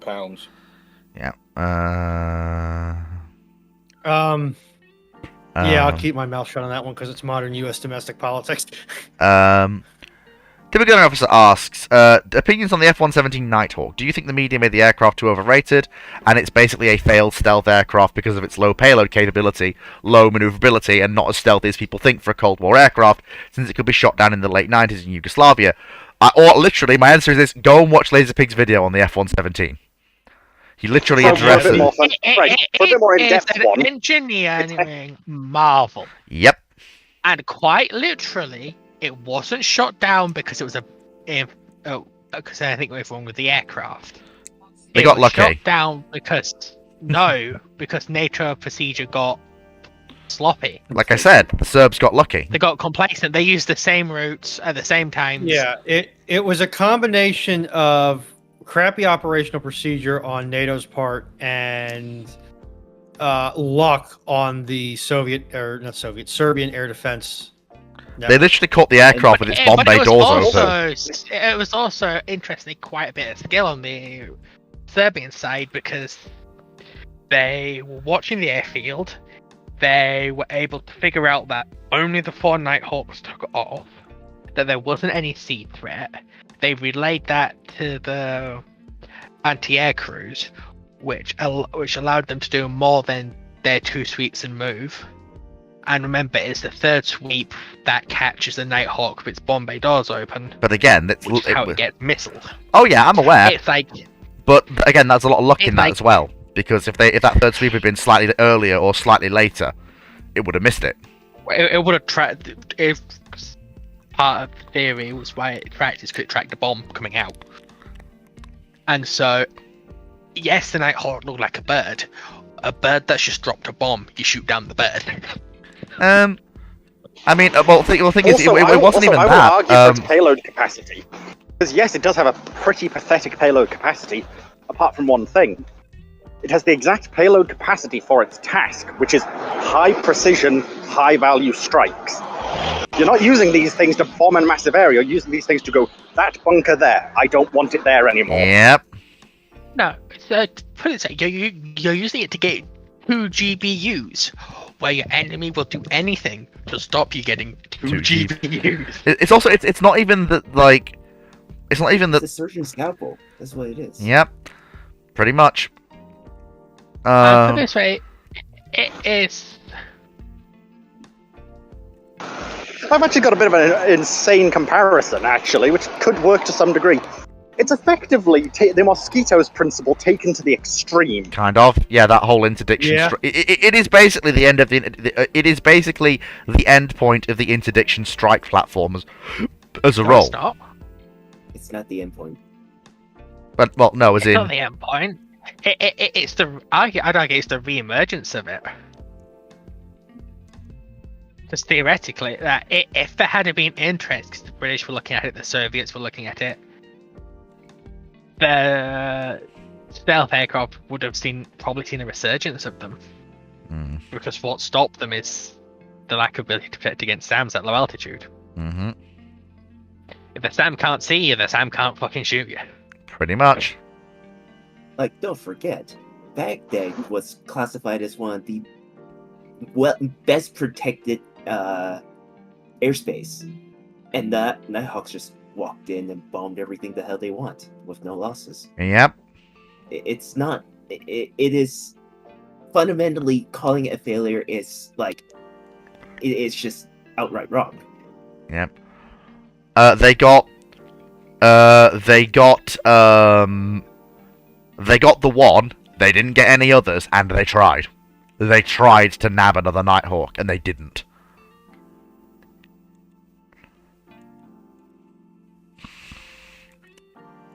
Right. Next question. YouTube Minecraft Watcher on YouTube asks, "What is your thoughts on the Focke-Wulf TA-152H? It's another German high altitude interceptor MacGuffin, I guess." It's not MacGuffin, but it is basically everything that the German aviation industry in 1945 could throw together. Yeah, it's It is. It's very much a case of it's a brilliant aircraft, even when it works. yeah.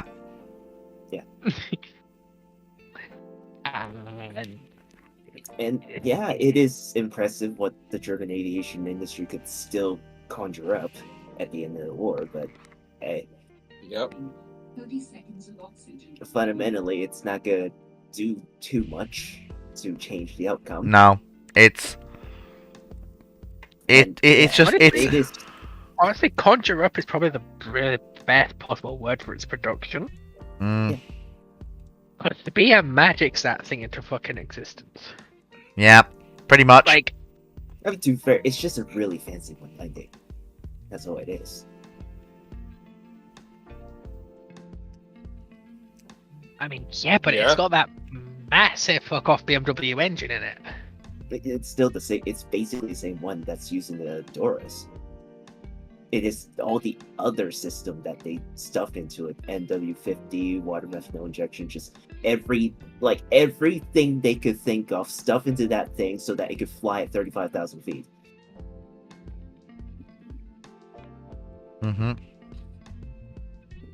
I'm surprised it wasn't pressurized at that point. Yeah, it's funny that.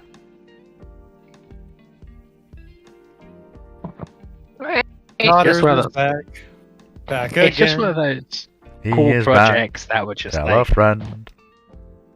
If it had been in the Allied side, it would have been very useful. For the Mhm. Nazis, it won't really. 'Cause Yep. they couldn't run it properly.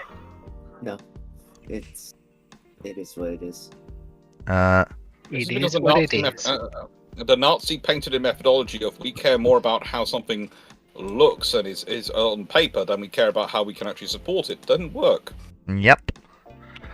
I mean, it was designed to shoot down the bomber rate. The issue is by the time they made it, they didn't have anything to fuel it to shoot down the bombers because the bombers had bombed all the fuel plants. Mm-hmm. Too little, too late.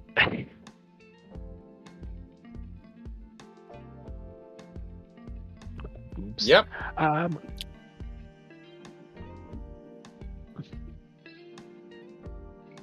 Complete. Next question. Oh, before we go on to the next question, Foxo, I have a question from my mum for you. Are you Yeah. upset Mume is apparently going, Yeah, as well as Gura? yeah. I'm much more upset about Gora because she's the one I watch regularly. She'll be back. Yeah, I Yeah. have a feeling. How to put it? When Doobie gets back off her holiday, there'll be a joint stream with a new, or maybe a renewed VTuber. Zenzel might find her old account get back. Well, the Twitch account is now has all been yeah. Right, so, Wait, we need to test your VTuber law. what? We're testing your VTuber law. I don't know. I don't know why you're testing me on a subject on which I have no knowledge. I'm still Who largely is confused. Gora? Well, of course. Well, of course I've heard of- Has upset space sharks. Well, of course I've heard of her. She's basically known basically everywhere. I know she's retired. But that's about I it. see. So you know the Primarch of the Carcharodons. Yes. I knew she was going that way. I knew she was going to go that You way. don't know who the Carcharodons are. Let's be real, Fleet. They're the Shark Astartes with the giant, freaking massive unit of a man as chapter master. Tiberus! He knows who Tiberus is. There's hope for him. You're only 50% correct there, Fleet. Actually, So, Tiberus isn't chapter master, I don't think. Rose asks on Discord, "Hey guys, He question." is, but the fact that he said sharks like that he's actually more referring to the combination of space sharks and the Carcharodons combining the two, which is admittedly a common mistake, but is a very fundamental one. So I'm just playing Cyberpunk in the background. I just made a very big mistake. What did you do? I forgot that power weapons penetrate target Oh boy. as I was shooting someone in a crowd. Well, I guess And that. now the police are. I've gone from 1 star to 4 stars. Yep, you're dead. Right. Thanks, man. Rose asks, "Hey guys, question: Why does the Tomahawk anti-ship missile have a much shorter range than the T-LAM? As far as I can tell, it's the same missile with a radar fitted in the anti-ship missile. Does it really cost the missile that much range?" No idea, actually. Yes, because we're going from, as I understand it, we're going from a radar-guided missile to a non-radar guided missile. Other way around. The T-LAM is GPS coordinates, which are then it has its attack route programmed in, so it navigates via So terrain features. You're going from a passive sensor suite to detect the relative positions of the GPS satellites to an active radar homing system and and all the processing power needed to use it. That is additional batteries. If there is a generator on board, that's more wattage that generator is going to have to produce, which is also going to add to the horsepower overhead of the motor, the little itty bitty pump jet, I think that's in there. Not pump jet, but jet engine that's in there. All these are going to require energy, which is going and require space, which is going to reduce how much fuel you have to put into distance between you and the target. Additionally, that missile is going to have a more of a padding because the target has an annoying habit of moving relative to the point where it's at initial launch. All these things chip down on range. Mm-hmm. You can get some of that back by cutting the warhead down, but realistically, if something's valuable enough to throw a Tomahawk anti-shipping missile at, it's valuable enough to throw the biggest possible warhead you can fit on that munition at. Yep, pretty much. So, a YouTube Minecraft watcher. Oh boy. I'm going to group these two questions together because they are similar and it's a good way to end off of. YouTube Minecraft Watcher asked, Am I what? the one who's surprised that Fleet doesn't say now whenever a YouTube Minecraft Watcher sends a question in, hello, sexy? Because I'm starting to think that, seriously, YouTube Minecraft Watcher is literally just putting him in to hear the sound of Fleet's voice. Listen to the soothing sound of you my see- voice! Given how much Fleet likes his questions, I'm half convinced that he's Fleet's alt account. Fleet's putting questions he wants to see and compliments he wants to see in there. And that would explain I don't- why Fleet's always a lot of so these anti-Minecraft, questions are because not Fleet's really- Fleet's cover. This is a deep cover account for Fleet. Oh, please don't do the I man a know. disservice. That's It that's makes unfair to him. Come on, that's unfair to him. Let's not. Hey, have some fucking spine, Fleet. You don't just accept it when someone's shit talking you, for bloody hell's sake. I'm not. I just said for God's sake, it's unfair to him. Doesn't matter to me either way. Putting yourself We need to down. work on Fleet's shit talking skills or lack. Or I gross shit- lack Yeah. thereof. I shit talk when I've got No, time, and right now I don't have time. Having seen as many questions as YouTube Minecraft Watcher puts in, and getting a feel for them, I feel they wouldn't mind us using their questions to wind you up. Oh, for God's sake. Can we not have that idea being given to more people, please? I already have some people who ask questions specifically to wind me up, so let's not have any more of that, thanks.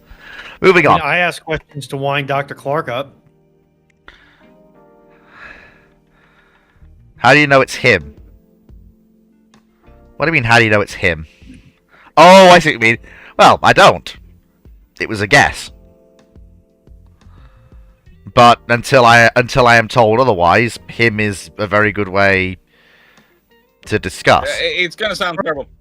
Of the three channels, myself, Drax, and Fleets, I have the highest female percentage viewers, and my female percentage viewers do not. The percentage viewers does not reach double digits.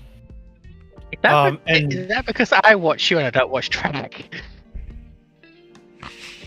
Yeah, it's something which, in a nice way, has been discussed about in our things about why it is that I have the highest percentage of female viewers on our channel. But Something I go something and still cousin make it swarm. Yeah. Something something. Yeah, that's my basic thing is it's my cousins.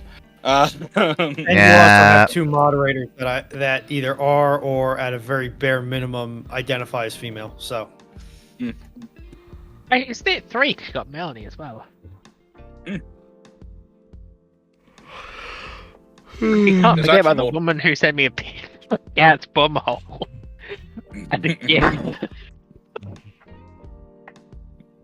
I still don't know why she did that. She did. Right. There's at least three. You've got Foxo, you've got Runon, and Melanie. So at least three Runon. Yep. So, YouTube Minecraft Watcher asks, what if the US in 1941 mysteriously got a grosser Kurfürst from World of Warships, plus the infrastructure and manufacturing? How would they use it, and would it be helpful? And tying into this is his next question: would the US be able to handle and use the H-44? The answer to that second question is no. No. Animax. And also in regards to They could probably use it. They just wouldn't want to use it. Let's Yeah. be real. Also, when also are they the- getting this? So When are they in 1941 they're getting the grosser Kurfürst from World of Warships, plus infrastructure and Well, manufacturing. God help them. I don't think they probably would use it because in 1941 they need it. But other than that, yeah. Yeah, it's Yeah, I tend to agree because also, yes, it might not be Panamax capable, but on the other hand, you've now got one Exactly. hell of a scary. Yeah, you've got one hell of a scary asset with 12 16.5-inch guns. it's inefficiently built, mind you. But like- but the funny thing is, if they've got production for the hulls, which apparently they do, plus infrastructure to maintain them, they can build the world's largest carrier. What? Why? That's probably not what they use that for. I feel. Or if it's a dry dock that they used to build the Grosser Kurfürst, or a large slip, you could probably put 2 Essexes on it. Have fun with that. You could. I mean, it would be a counter to Yamato if they ever met, and she would absolutely wipe the floor with Yamato, I suspect. Also, considering the fact Yes. that she is like a 30-odd knot ship, That's horrifying in and of itself. Exactly what it's got. She's like 31 knots. And you probably actually see the US giving her a quick refit, taking off the German 150s and slapping in the 5-inch 38s. Mm-hmm. So actually, correction, I don't think she has 150, she has the 128s. But either way, like, they can fit the 25-inch in reasonably. Yeah. And the sheer amount of deck space for 40 mils? She's a scary carrier escort. Yep. Well, she's definitely not going to be something that you want to come across late at night. You're probably going to be going, I would rather not see you. Yeah. Avoid you. That's pretty much the long and the short of it. Yeah, this is a bad time for you. You really, really, really, really don't want to be anywhere near me. Yeah. You near me is something you don't want to experience. Uh-huh. Yep, if you are near me, you really, really don't want to be. And with that, that brings this week to a close.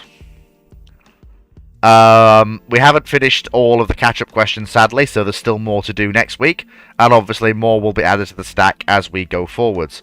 What I am going to do very quickly is I am going to pin a message to Theatre at Sea for next week, so I know where I got to in terms of, I'm going to put a shades there so I know where I got to, and that's where I'm starting again from. So thank you everyone for coming. I hope you've all enjoyed. Thank you, Dr. Clark, for taking time out of your very busy schedule today to be here. It's been very, very, very nice to be here. My